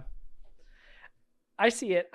I don't love it, but I see it, and it sort of makes sense. And I think that is one of the things that's tricky about bug bounty as well, is you've got to study the bugs you're getting, and you really, to be honest, you need at least, maybe depending on the volume of your program, but a lot of programs need a dedicated asset, a dedicated person to that, because it is so much research, and every single time you look at a bug bounty report, you're not seeing all of the layers of research that went into getting that bug bounty report out there. So there's a lot of reverse engineering that needs to happen from the program side. And I was privy to a conversation lately. Thankfully, somebody came up to me and told me about how one of my reports was dealt with within their internal organization, where after I submitted this report, their internal red team is actually, sort of weaponizing these reports, and they were able to use them to accomplish, a couple tasks, a couple objectives that they had for the red team goals. And that was really cool to hear. And I think that's the correct approach, because that that the internal red team, the internal security team is learning from those reports, and will make sure those sort of mistakes don't happen again. Yeah, dude, absolutely. Yeah. I like when I see programs like not taking learnings away, which is usually pretty evident based on how they're paying stuff and how much they're paying. Yeah. It's really frustrating, because I'm like, dude, like, your company is like burning money, like literally just like spending money, like hand over fist to pay researchers, to pay the engineers, like all this stuff. And you could save, like, this is an easy justification. Like, oh, we could save a bunch of money if we hire 5 new people and had them specifically focus on stuff that's reported by the bug bounty program to like put preventative measures in place. Like, easy, right? Yeah, like, you could probably save the bounties that you're paying, paying, just by doing that. Yeah, so, it pays for itself. That's my take on bounties and budgets. Next question. Why on earth are you not paying me a bounty at Triage? I don't know, man. Honestly, fun fact. Did you know this? I didn't know this. HackerOne Triage is supposed to retest bugs before they're resolved. Really? Huh. Yeah, says that in the HackerOne docs. Huh. Yeah, go ahead. Google HackerOne retesting. First result. It says right here, note, for response programs using HackerOne's triage services, the triage team will retest the vulnerabilities to verify the fixes instead of hackers. Interesting. Huh. I'm not going to lie. From both a hacker and a program perspective, I have never seen that happen. Wow. I'm just going to put that out there. That's pretty odd. Have man. you seen? I've you not. Ever? Yeah, I've not. No, I've seen triagers escalate my bugs before, and that mostly occurs at triage time. But I haven't seen them retest it. Okay, but retesting, hold on. We've got a section, Joel, for retesting. So we'll come to the retesting thing. What I want to know where we're at is, right now? No. The question is, why are you not issuing a bounty at triage for at triage? Yeah, at triage, not at retest. Yeah. Oh, okay. I mean, yeah, so okay, I think that's a little bit more pointed. Okay, I'm going to make it less pointed. No, I'm gonna leave it. I'm gonna leave it pointed. Yeah, I'm gonna leave it pointed. Why not pay at triage? Sure. I mean, I think you probably should pay minimum bounty at triage at least. Mm-hmm. The hard part about paying at triage is that oftentimes you don't know what the full impact is until you can do some further investigation. Sure. That's where it gets hard to pay a full bounty at triage. However, like I said, I think programs should probably be trying to pay minimum bounty at triage, meaning you know that this is at the very minimum X severity, medium, high, whatever, low. Okay. Pay that bounty.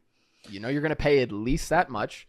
Pay some money. Show them that you appreciate the report, that it's being worked on. Give them some crumbs. Okay. Yeah. Like, okay. So figure out the impact. We've all heard this argument, right? But like, why? So I feel like there's two things here, right? There's the internal technical assessment, right, that will tell you exactly what the impact of that bug is, assuming you do a thorough investigation and don't miss anything, right? But then there's also the triage assessment, which is just like, oh no, that's bad. I don't want that happening to my organization, right? So like, you go to the report, you click on the link, the alert box pops up. We can all acknowledge that normally that's bad, right? Sure. So I feel like at that point you triage the bug, pay the lowest bounty. And I mean, I just wonder, like, do you have any insight into why we don't see this more often? Because I feel like this is a pretty easy thing to do. No, I mean, honestly, this is one of those things that like seems like a no-brainer to me. I have yet to get a really good understanding why programs don't do that. Okay. I think it really just boils down to the nuance, which is that they don't want to overpay for something accidentally, because if the minimum is so high that it's maybe higher than a maximum for something else. Right? Sure. Then and we do see that don't want to make that call. And that's fair. But I think like you should be doing your best to try and pay the minimum acceptable bounty that you like know for sure this is going to be at least as much. And I just think programs should be doing that.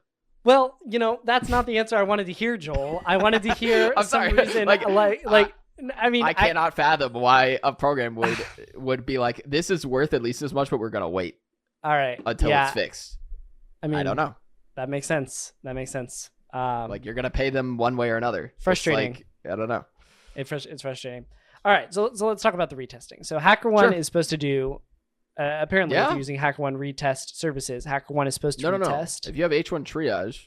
Yeah.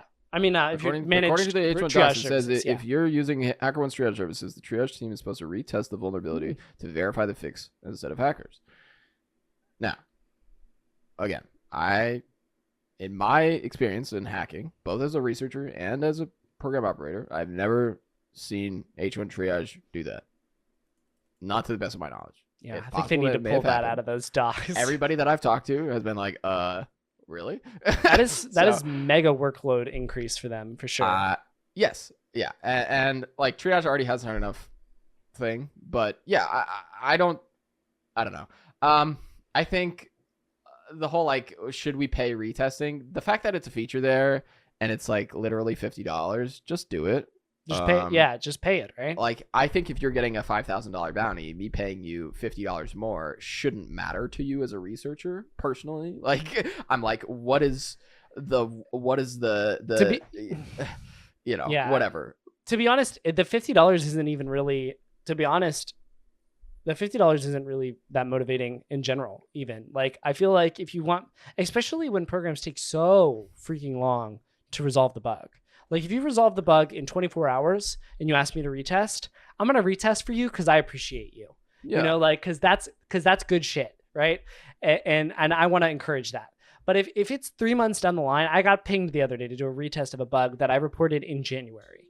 And I said, actually, I didn't say anything because I was like, I'm not even going to respond to that because there's no way that I'm about to come back to this report and reread the whole report and go set up the whole thing that I need to do and refigure out, you know, where that bug was and get back in that flow state to be able to actually test this without any sort of that's why like random people get invited to perform retests when you don't accept it. And like, that's bullshit, by the way. That is absolutely not like, cool. That definitely feels like a little bit of a weird thing in terms of like my bug being and whatever. Yeah. But nonetheless, you know, I think paid retesting should be the normal. I think even if you don't pay someone to retest, doing that retest form should be part of the normal flow, because from a program perspective, the hacker is prompted to say whether or not it was fixed and whether or not they found any bypasses. And that's really, I think, why programs ask researchers to do retesting in the first place, is because they don't want to say, okay, this is fixed, and then tomorrow get a new report with a bypass when the researcher, like, it's not really good faith, right? The reality is that, like, you know, like, if I ask you to fix something and you find a bypass, this is, I think, is like, the program should probably be paying like a bonus if you find a bypass, I could see like that, right? Like, the security team should also be checking it on their half. It shouldn't just be like, oh, the researcher is now going to be an engineer and verify this on our behalf. Like, you should probably check it. Then you should have the researcher check it. And then if the researcher finds a bypass, they should get a bonus. Yeah, I agree. I think bypasses don't necessarily need to have 100% of the bounty paid again, unless it is, I guess, unless some time has passed and unless that component has changed, or if the hacker had to be in a different, you know, sort of flow state. You know, it's like, the way I view it from a security perspective is that it's the same problem. It's just an incomplete fix. And so asking to get paid, but it's still a vuln. Before right? it's you can't say that you pay versus off of impact, Joel, and then say that it's the same vuln and you know, pay for less. I mean, it is the same vuln. It's like, but it's still a vuln, and it's still vulnerable, and it's still on your attack surface. Sure, this goes back to the same conversation that we had at the beginning of the episode, you know, about 0 days. Is like, if the vuln is there and it's vulnerable, and you're not actively doing anything about it, and I make you do something about it, then we've completed that transaction that bug bounty is built upon. No? Sure. Okay, but here's the thing: if it's the same problem. Like, this is an ongoing issue, right? This is not like a new attack vector, right? This is like, your fix is incomplete. Then that doesn't deserve a new bounty, in my opinion, right? Like, if this is the same root cause and something was incorrectly fixed, we're talking about bypasses versus new vulnerabilities here. right? It's not like, oh, there was 6 months and they regressed, or they made like a code change that reintroduced this vulnerability. We're talking about the same vulnerability that was not properly fixed, and you, the researcher, found a bypass. I'm happy to give you a bonus for that. I'm not going to pay you the same bounty. I'm not going to pay you 2x. I guess it sort of comes down to what we define this sort of researcher program relationship to be. Because in my eyes, as only a bug bounty hunter, right, this is my perspective, my job is to bring you valid vulns on your attack surface so that you can fix them and make it better, right, and secure your thing, right? I'm not in charge of telling you how to fix it. I'm not in charge of telling you, I'm not in charge of anything else. I just bring you the vuln, right? And if you introduce a fix that it's not a complete fix, then I do my job again and I bring you the vuln, and I see like, if it's something like, let's say, for example, something like, let's say an SSRF, right? And the fix is like blacklisting, specific hosts or whatever, and you bypass it by using like a octal encoded IP address or something like that, right? Yep. That is a scenario where I have brought additional piece of knowledge to the table, and to be just to be clear, I'm devil's advocating a bit here. I don't mind the bonus. I think the bonus is sort of fine unless I put a substantial amount of work into bypassing that, right? And I think the researcher has to be a little bit transparent about that. But we need to be a little bit more clear, I think, about what the transaction is in bug bounty, because at the end of the day, the vulnerability that you fixed, as you perceived it, was a vulnerability of this SSRF can attack a specific host, in the scenario. And I just brought to you that exact same scenario again, after you had already taken that issue off your to-do list. You're no longer actively aware of this vulnerability. And I just brought you the exact same thing again. Yeah. So here's the thing. I think a lot of teams will view this as the same problem. And I think rightfully so, because it's going to be all the same attack vector. It's going to be the same fix location. It's going to be everything. It's just that the fix is different. And it's not that it's a new vulnerability. It's the same vulnerability in a different form. And in the same way that the same vulnerability on multiple hosts may or may not get paid as multiple vulnerabilities. They might pay a bonus because it affects multiple things, but they probably, depending on the program, probably won't be paying you that bug times that many hosts, because it's going to be like a single fix, or it's going to be like a one single, usually it's like, where is the fix? And from a program perspective, like, let me walk you through it. You submit a bug to me. We fix it. We resolve it. We pay it. Tomorrow, you submit the same exact vulnerability to me, except with octal encoding. That really rubs me the wrong way. Okay, like from a program perspective, like that is enough to like really set things off in terms of, one, is this even something valid? Like, the program could close that as a dupe of your other report and reopen. Like, I think, like, not if it's already resolved. Not if the report is already resolved. Well, right, and Joel. so this is the thing: is like, if the report gets resolved, right? And I think, again, this is why a lot of programs will go back and say, "Hey, can you verify the fix and let us know if you find a bypass?" Because if I say, "Hey, can you verify this?" and you say, "Yep, looks fixed to me," and then tomorrow you report bypass to the vuln, you were lying to me. Like, well, okay, no, okay, whoa. Okay, well, we do have incentive to lie, actually, because we get more money. Yeah, right? Like, the incentive here is that, like, oh, yeah, that's fixed. Oh, here's a bypass to it. Oh, yeah, that's fixed. Oh, here's another bypass, right? And keep farming that. And I totally see the aspect, like, yeah, you got to make a living. However, this is the same bug, right? This is not like, oh, this is a novel, like, you know. Okay, but here's the thing, Joel. It's not the same freaking bug, because it's not on your, like, why do bugs happen? This is why retesting exists. This is why bugs happen in the first place.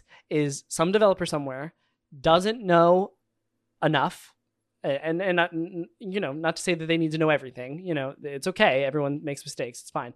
But at the end of the day, they don't know enough about the technology they're using to implement it properly, right? That's the TLDR of the situation. And that same situation happens again when we have a sort of a retest to new bug sort of situation, which is we've identified a vulnerability. They've fixed the vulnerability to the extent of their knowledge, right?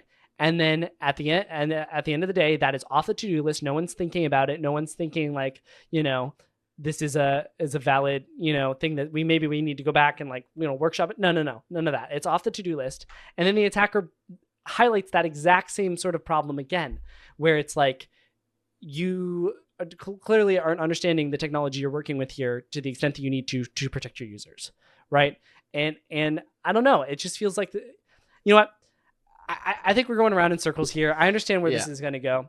I actually have sort of talked myself into a little bit of a different position than I had at the beginning of this argument, I think, which is that if our job is not actually to advise you on how to fix this vulnerability, and sometimes it is and sometimes it isn't, right?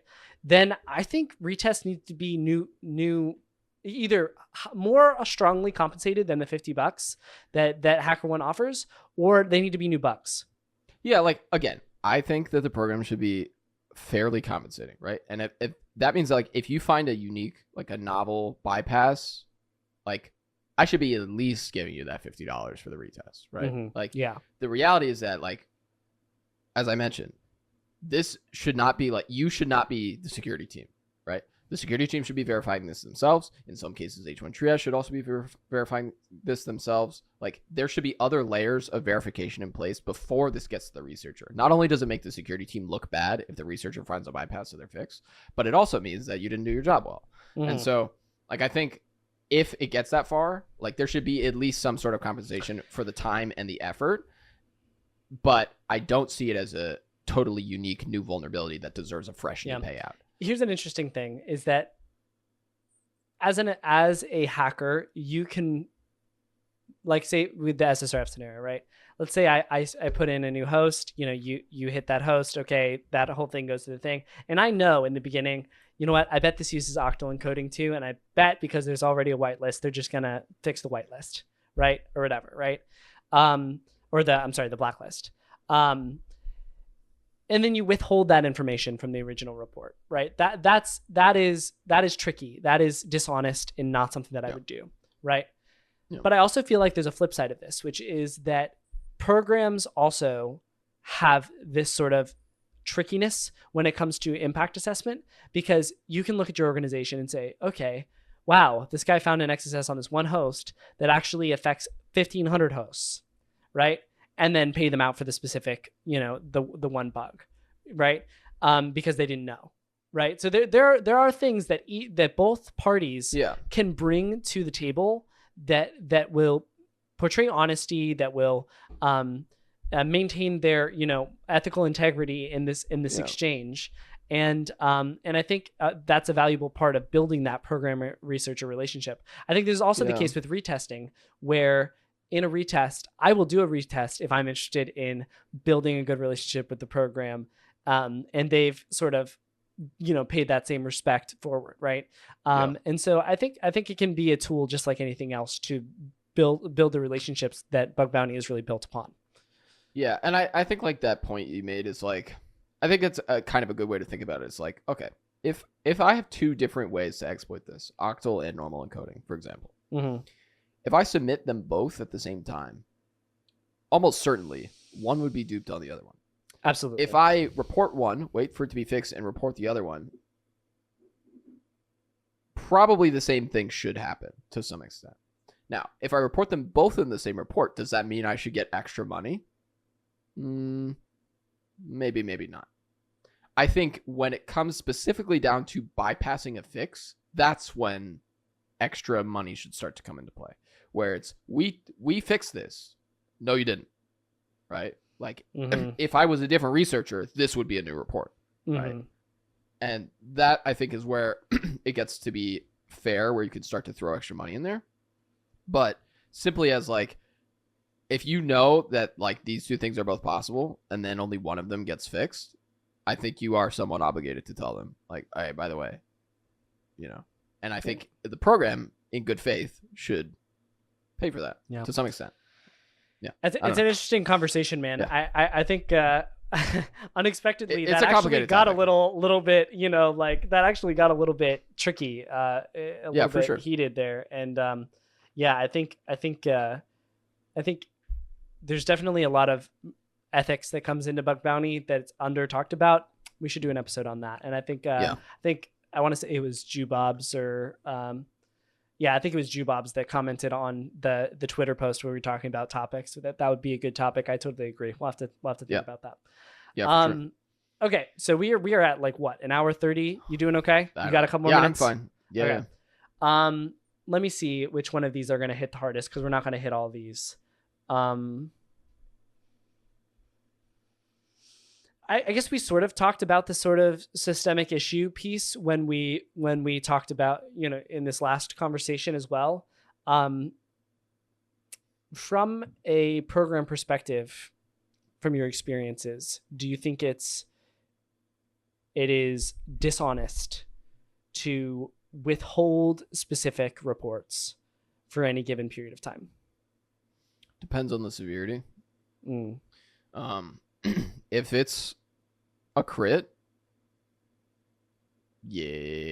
probably unethical. I think it depends on two things. Well, I mean, one thing really, like severity, which should be based on impact. The reality is that the reason that a bug bounty program exists and the reason that you participate in a bug bounty program is to try and increase the security of that company in a ethical and profitable way for the researcher and for the company, right? They're saving money. Yeah. They're, whatever. If you start to hold stuff, there's a lot of tangential stuff you can get into, right? Like, why are you holding it? Is it for a live hacking event? Is it because whatever, right? Like, don't at me, bro. What are you doing? It depends. I know a lot of researchers, myself included, will hold bugs for like a week or two, depending, right? The programs know this, just to be clear. They know this, yeah. Yeah, the thing is that researchers start hacking before the submission window gets open, and they might have stuff stocked up that they're ready to submit because they want to submit it through the special event program or whatever, or they want to use it for a later bug, a chain or something. Yeah, I think the ethics of that are really complicated. From a program perspective, obviously we want to hear about everything, but the reality is that not everything needs to be heard and reported. If it's an open redirect, that is something that's a lot easier to make that decision for. You know what I mean? If it's something that's mostly a non-issue unless it's used in another circumstance and chained together with something, then I think that's fine. I understand that that may not be the best case. However, I think it's still something that the company should eventually hear about.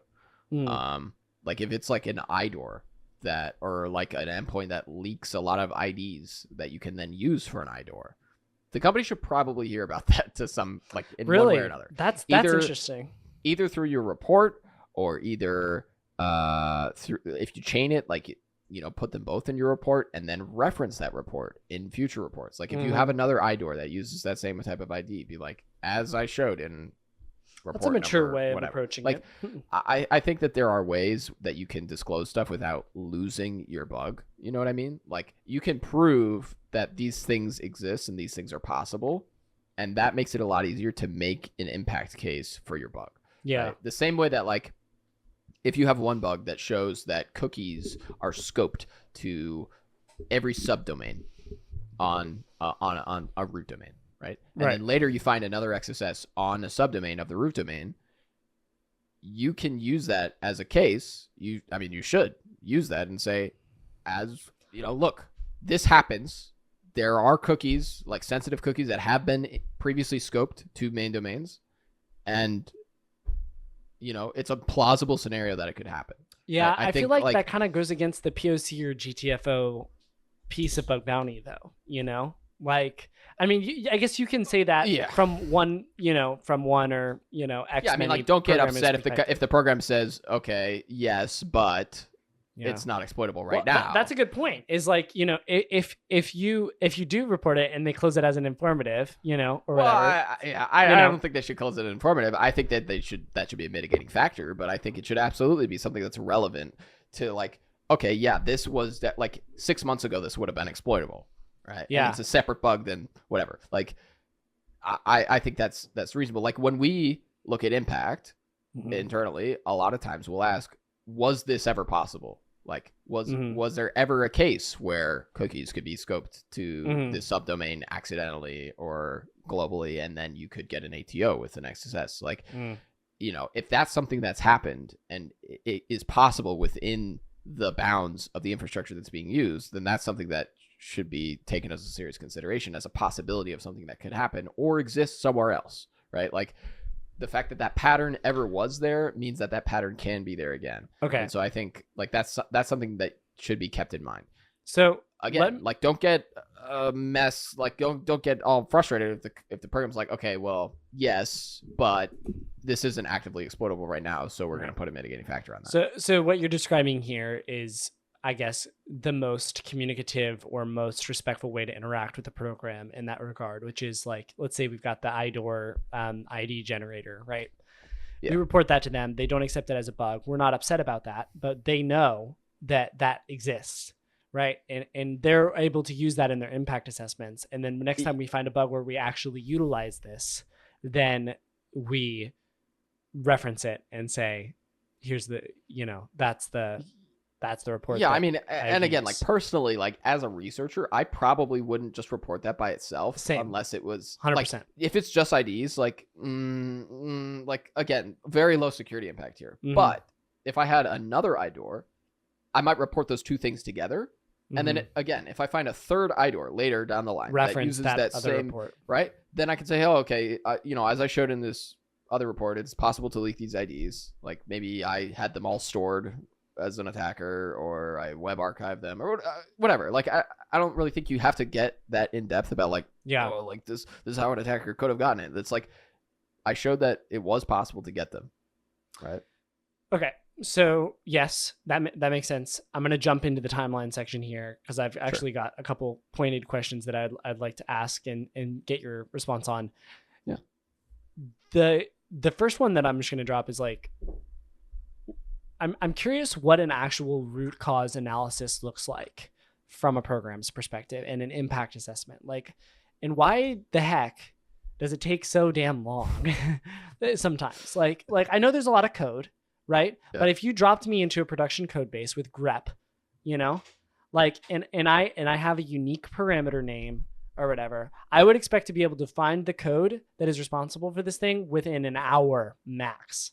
Like, sure. Am I crazy? Like, No, that's totally doable, but what does that give you? That gives me the piece I know of where code it happens. Yeah. But, like, does that tell me what it can do? Does that give me the impact of what is capable from there? That's where it takes more nuanced understanding. So finding where it actually exists, like where the actual root cause is, that is generally pretty easily. That's the easy part. Yeah, it generally depends on the org. Like, some orgs are a lot more organized than others. I'd say that where I work, it's very straightforward. It's pretty, it's very easy to, like, see, oh, okay, this endpoint points to this service, which is handled here, this line of code, right? Like, easy. Other companies, probably not as easy. It depends on the company, depends on how, like, well structured they are. But the hard part is, like, okay, now, like, what could you do with this? And that's where it takes knowledge from, like, a security engineer or somebody or maybe just even a normal engineer who understands what the rest of the infrastructure looks like. What can that service talk to? What data access does it have? So for each bug, are you having a meeting with these engineers? Are you sending an email? Is it a message? I mean, what? Yeah, I mean, it's like usually it's a message. So, like, typically here's what happens with the report. And this is, again, generic. This is not, like, specific to either program, but, like, just roughly, I'd say, like, most of the time, report comes in, gets validated by either the team or triage or it gets triaged somehow, right, in one way or another. Then that ticket, that report gets turned into an internal ticket which gets assigned to an engineer, sometimes with a root cause, sometimes with a fix, usually one or both. And then from there, it's up to the engineer and their team to fix it. And that priority is generally up to the engineering team, not up to the security team. Sometimes it's up to the security team. Sometimes there are agreements that say, like, security tickets have this SLA. They need to be fixed in this amount of time. There's this much priority. If it doesn't get prioritized, then we'll have discussions with leadership or whatever, right? It's crazy to me that, like, you guys have such segments in these big organizations where it's like, all right, like when I hear SLA, I think like external vendor agrees to do XYZ by, external time. But you're literally talking to somebody in your own company and saying, like, hey, we have an SLA agreement where you got to fix this, by this time. That's very odd. And what you have to realize is that, like, the engineering team is not just like sitting around waiting for the security team to be like, hey, we got something for you to fix, right? Yeah. Like every single day while the security team is handling other bugs and all that kind of stuff, the engineering team is being told by the product team, oh, like, here's a new feature we want you to write. And can you implement this? And can you fix this bug in, like, non-security bugs? Security is not their thing. Logical bug, right? Like, can you add this feature? Can you, whatever, like all these other things that relate to like their day-to-day engineering job.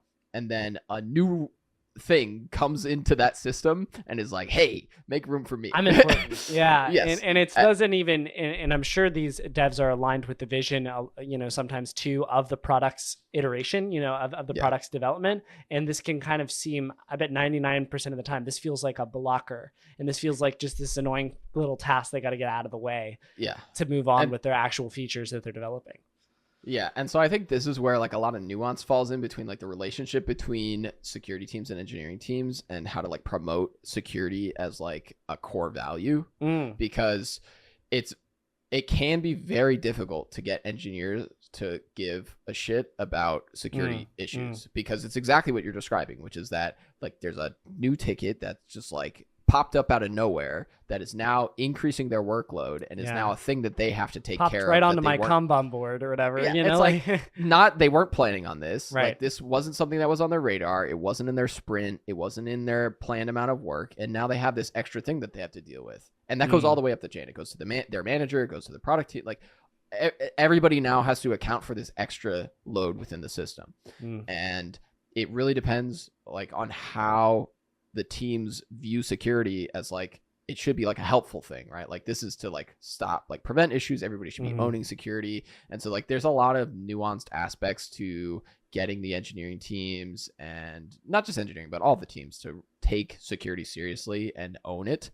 And that can be difficult. And if you have a team who gives a shit about security and, like, they respect it, and when a security issue comes in, they take it seriously, that's the best type of relationship. That's typically where you see stuff get fixed very fast, like, responsive, all that kind of stuff. But if it doesn't, you just have to realize that, like, you and your issue are battling against so many other things. You're battling against the product team who tells that engineering team what to do. You're battling against the C-levels and the management teams who are trying to drive the business in a certain direction. Like, there are so many other things that the security team, as much as they'd like to have number one priority and be the most important thing, just can't. I wonder how we as bug bounty hunters, or we even as external consultants to an organization, could help foster that sort of relationship with the devs. Like, I guess I'm sure that's a challenge, and one of the challenges that I've not been exposed to, as I'm not a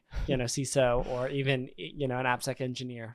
But that seems like a good investment of time, is like having your security champions or whatever in your various dev product teams and stuff like that are really, like, you've invested in somehow making them appreciate security and champion it within their little block, their little team.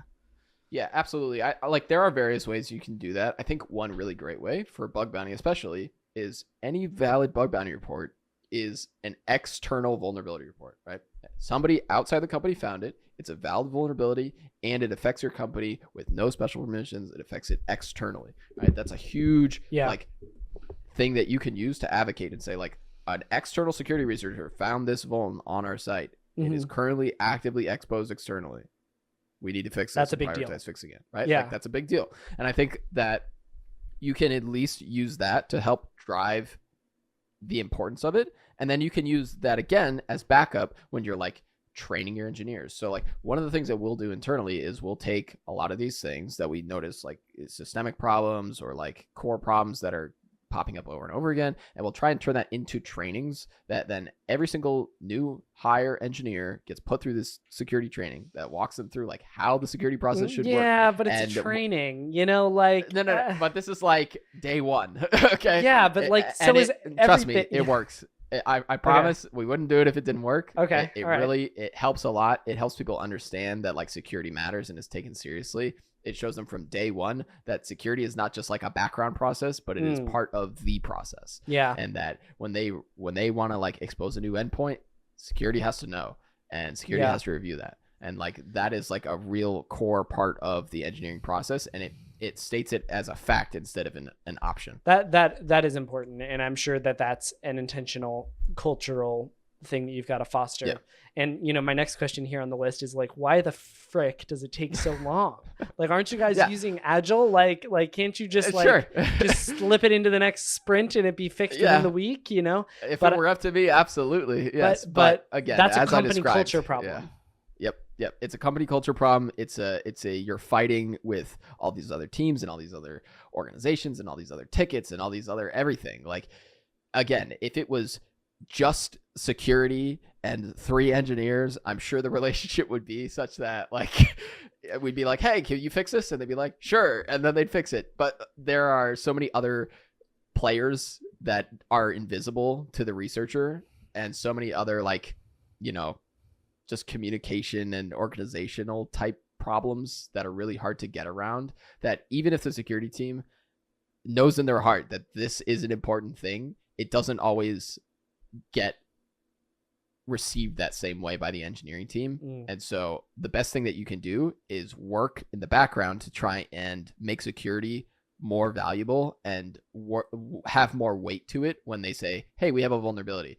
Like, figure out how to get the engineering team to understand that, oh, this is an external vulnerability. When the security team comes to me with something that's I need to fix this. This is important for the company. It's important for our users. It's important for our data, whatever. Yeah, I have a hard time, like, and maybe it doesn't come across to the devs this way, but I have a hard time, like, reconciling that they have 2 tickets. One is like change the CSS styling on this button, and the other one is like prevent mass data leakage of all your users, right?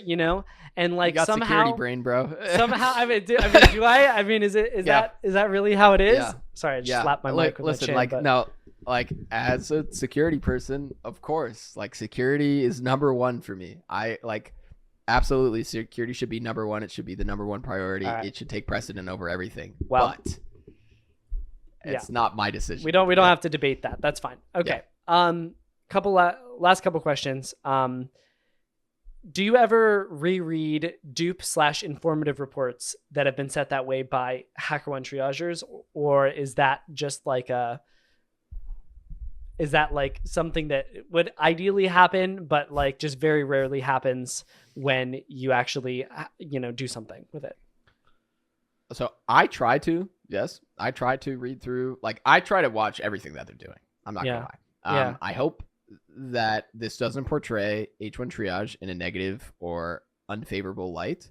The reality is that they have a very difficult job, and that very difficult job is trying to manage and validate reports across thousands of companies, hundreds to thousands of companies. I don't know how many programs each triager is responsible for, but I know that I see a lot of the same names across a lot of different programs, right? So the reality is that they're dealing with a lot of different things, and they're trying to do that at scale, like many times a day. And that is a difficult job to do. It's a difficult job to do it well, and it's a difficult job to do it to the standard that like somebody who works for that company would be like, oh, that's how I would do it, right? And everybody's standard is different. This is why external triage services exist, like ones not provided by the platform, but like a cohort of people who you pay, like NCC Group, right, to do your triage for you. And those that type of stuff, that's because it's much more nuanced. It's like, oh, I want you to like handle this in a certain way, and I want you to like do these specific things. Like you're gonna pay extra for that. You're not gonna. Oh yeah. When you pay for H1 triage, you're not paying for 3 specific people to just be like your triagers. Maybe if you're paying them millions of dollars a year, you'll get that. But most programs are not going to be getting that. Okay? Right. Like the reality is that like 99% of programs are not going to be getting that level of triage experience. Sure. Where it's like, oh, this is my triage team who handles things in this specific way, and I get to tell them what to do. In your experience, do the same H1 triagers work with your program on a regular basis, or is that, it's like the same handful of them. Sure. I'd be lying if I said that there weren't specific instances where we've like had one thing with like a specific triager and had something had to be reassigned. But like often from what I can tell, it's who's online in this time zone and like who who's online, who's triaging right now. And sometimes it's the same people. Sometimes it's not. I think not every triager has access to every program. So there is going to be some cohort that is responsible for your program, but it's going to vary by time zone and like what time the report comes in and whatever. So yeah, because of all that, because there's so much, like they have to do so many things, they like nobody's going to be perfect. And so for my programs, I'm going to look and I'm going to see like, did they mess anything up? I'm not going to do that 100% of the time because I want to trust them. And like, that's just way too much overhead. There's no point paying for triage. Right. You're just going to do it yourself. Right. But if you see something that most looks, of the time they're pretty good. If you see something that looks weird, that's getting closed by a triager, what do you say? Okay. Let me put this a little bit differently. In the experiences you've had talking to other program managers in your own programs, in your friends that are managing programs, what do you think the chances are that if a valid bug was closed by HackerOne triage, what do you think the chance is that the program will catch it?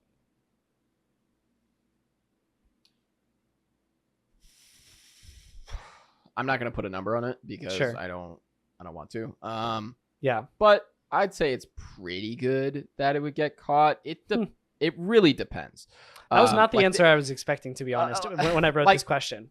Like if something gets closed, like it really depends on the program, and it's got to depend on like who's managing it and how much attention they're paying to it and how much of a fuck they give. Yeah. The reality is that, like, as I said, a lot of programs will be like, why are we paying for H1 triage if we're going to look through this ourselves? And that's valid. Like, why are you paying for H1 triage if you're going to go look through it yourself? Right. But I think it's also your responsibility as a program manager to, if you see something that isn't in line with the standard spam reports you're getting, and anybody who manages a program kind of knows what I'm saying, which is basically that like every program has a certain cohort of things that are very common. Very clearly just something you're going to get spammed on all the time. Sure. Not something that we care about, or this is like not even a security issue or whatever. And the reality is that like when you see stuff outside of that, it's very obvious. And so even if it is like gets immediately marked as like informative or duplicate, you're probably going to look at it because you're going to be like, that's something different. Like that's not just what I'm normally used to seeing. Now, I think if you get a lot of submissions, that can be harder to identify. And I think the more submissions that you get, the harder you start to lean on triage. Public program versus private program, that sort of thing. Yeah, like the harder you're going to lean on triage to basically like be that helping hand to filter stuff out. Like the whole reason that triage exists is, we don't have to look at a report in a new state. We look at a report in a triage state. Like I don't have to say, this is valid, this isn't valid. This is valid because X, Y, like triage should be like, okay, you're getting a bug because we reproduced it and it's valid, and you can turn that into a ticket. Yeah. Right. Well, that's reassuring, to hear the fact that there's a decent chance that if something was slipping through the crack, and like you said, it depends on the programs for sure. But if you're submitting a valid bug to a program that is not like just getting slaughtered with reports all the time, there's a pretty decent chance that it'll get caught, even if it gets miscategorized. Yeah, but this totally depends on like who's running it. Like how much attention are they paying? Yeah. Internal activity on a report. What does that mean? Why am I not seeing this? Like what? Like it's really funny to see this as a question because like this is totally normal stuff from like a program management. Okay, so basically when you leave a comment on a report, there's like, you leave a comment, that's it. You know, you just like type something up, you just press post, and it goes into your bug report. What you probably don't realize is that there's like hidden internal communications that happen also on your report that you don't see. So yeah, like when a ticket, for example, if you link it to an internal ticket, that is internal activity. We can type out comments that are only seen by the triage team, and it has like a red background. Like you don't, it's you know marked as like this is a hidden. Okay, so is internal activity a good indicator that the report is actually being worked on, or is there like, this ticket hasn't been updated in 23 days, sort of notifications that go on? No, there that definitely would trigger means that something's happening. Like if there's internal communications, that means that the triage team and the internal team are having discussions on your ticket privately. Interesting. And they want that to be tied to the ticket. Well, why don't you just do it in front of me so I can see what's going on? Because oftentimes it's not relevant for the researcher to know these things, or it'll be like, for example, triage will say, oh, we're having trouble validating this. Internal team, can you help? Sure. And the internal team will be like, oh, you know, X, Y, and Z. Like, we'll give you no. Yeah, no. Like, yeah, do your job. Know, but yeah, but retest like, it when we're done. That's what it is. It's like you and it's the internal teams, whether that's you know the people running the program or the triage team or whatever, having communications, talking, trying to figure out. You know, if something is stuck, that usually means that there's like something weird going on. Gotcha. But internal activity is real.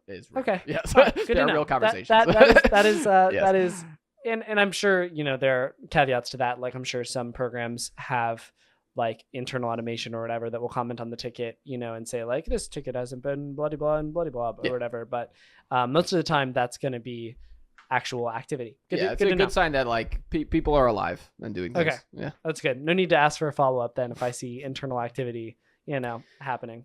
Yeah. All right. So two questions. One you can opt out of. The other one you cannot opt out of. I already know which one I'm opting out of. Are you opting out of it? How much does it cost to run a bug bounty program, Joel? Like, come on, you got to tell me something about that. I definitely can't tell you hard numbers on anything. However, what I can tell you is that there are different payment models depending on each company. I almost definitely cannot tell you like what the per program. I'll tell you off air. How about that? Okay. All right. Yeah. Maybe I'll tell you off air. It is definitely tens of thousands of dollars a year minimum. And that's and then you also have like bounty budget on top of that, right? So there's a fee for the program itself. There's a fee for triage services. There's if you decide to do that, there's a fee for that's like dollar for dollar or more for when you pay bounties, right? So if I pay a $5,000 bounty to you, that comes out of my bounty pool, which is separate from the amount of money that I'm paying HackerOne or whoever. That makes sense. Just to run my program, right? So I pay a yearly contract to platform for whatever, maybe triage, the program itself, etc.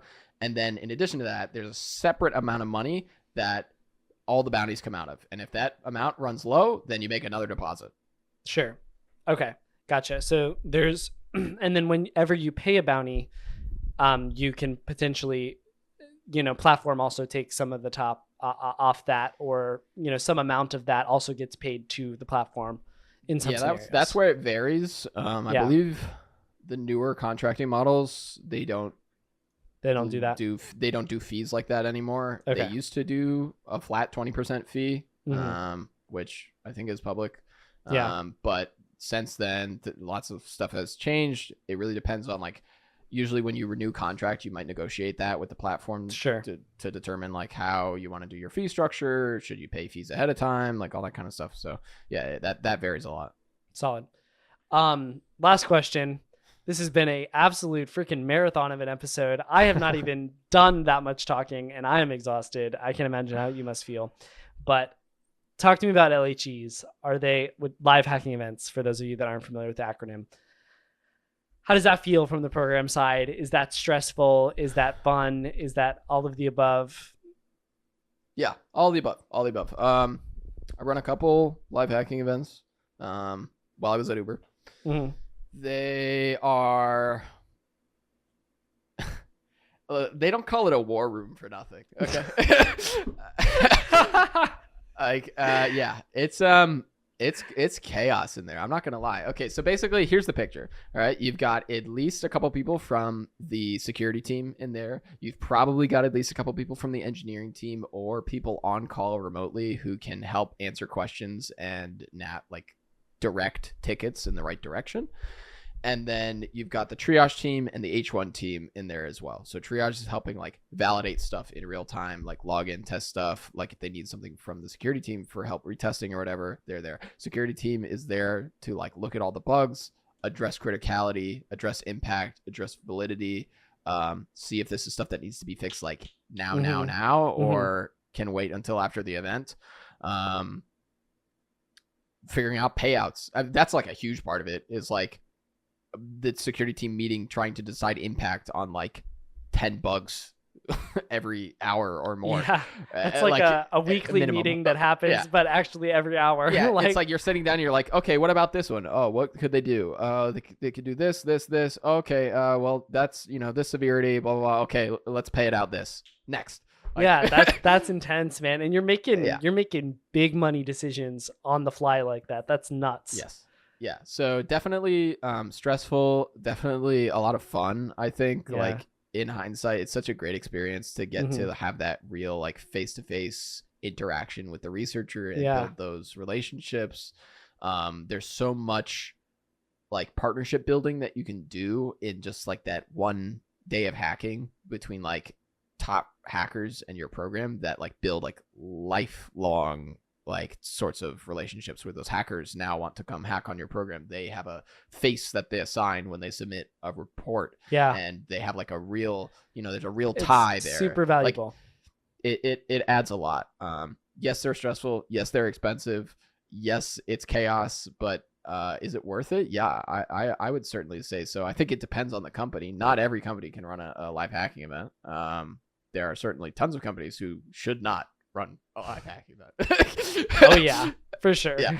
Yeah, you don't have the scope for it, you don't have the bounty for it, you don't have the team for it, you don't have I think I was telling this to the HackerOne team. I feel honestly one of the requirements for running a live hacking event should be that one of your people at least has to come on site and just sit in the war room and watch what a live hacking event looks like of somebody else's live hacking event. And just be oh shit, okay, this is what we got to do. This is gonna rock my world. Yeah, I feel they need some perspective because so many companies will come in and be we want to run a live hacking event. And I think, if I worked at a HackerOne, my reaction would be, huh, what you do? Yeah. Really? Are you sure? Are you sure?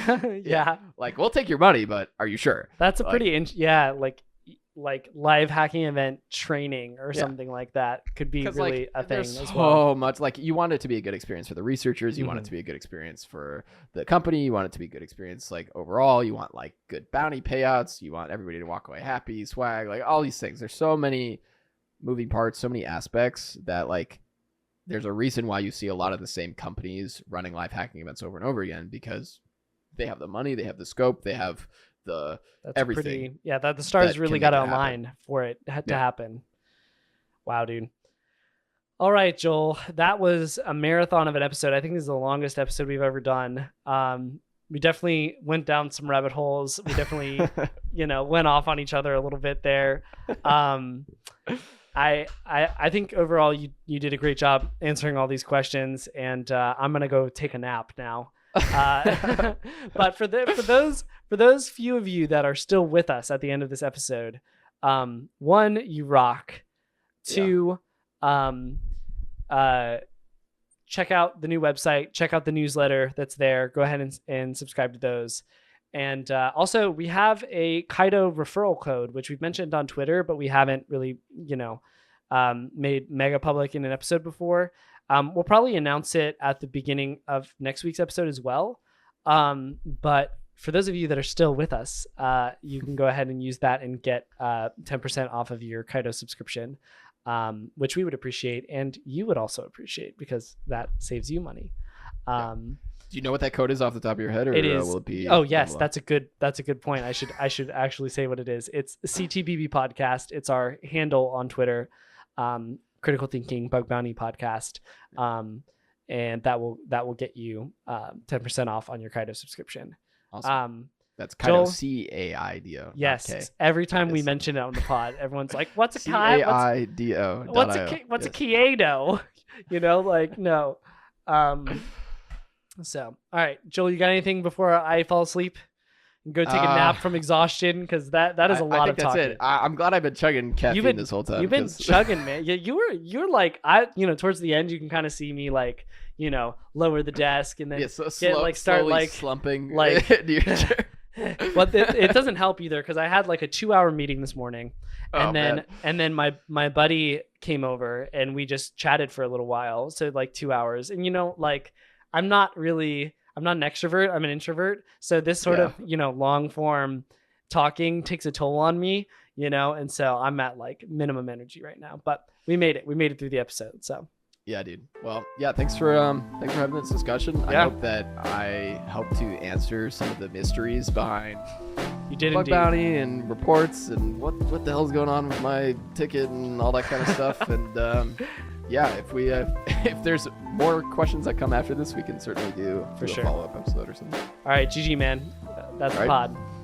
That's the pod.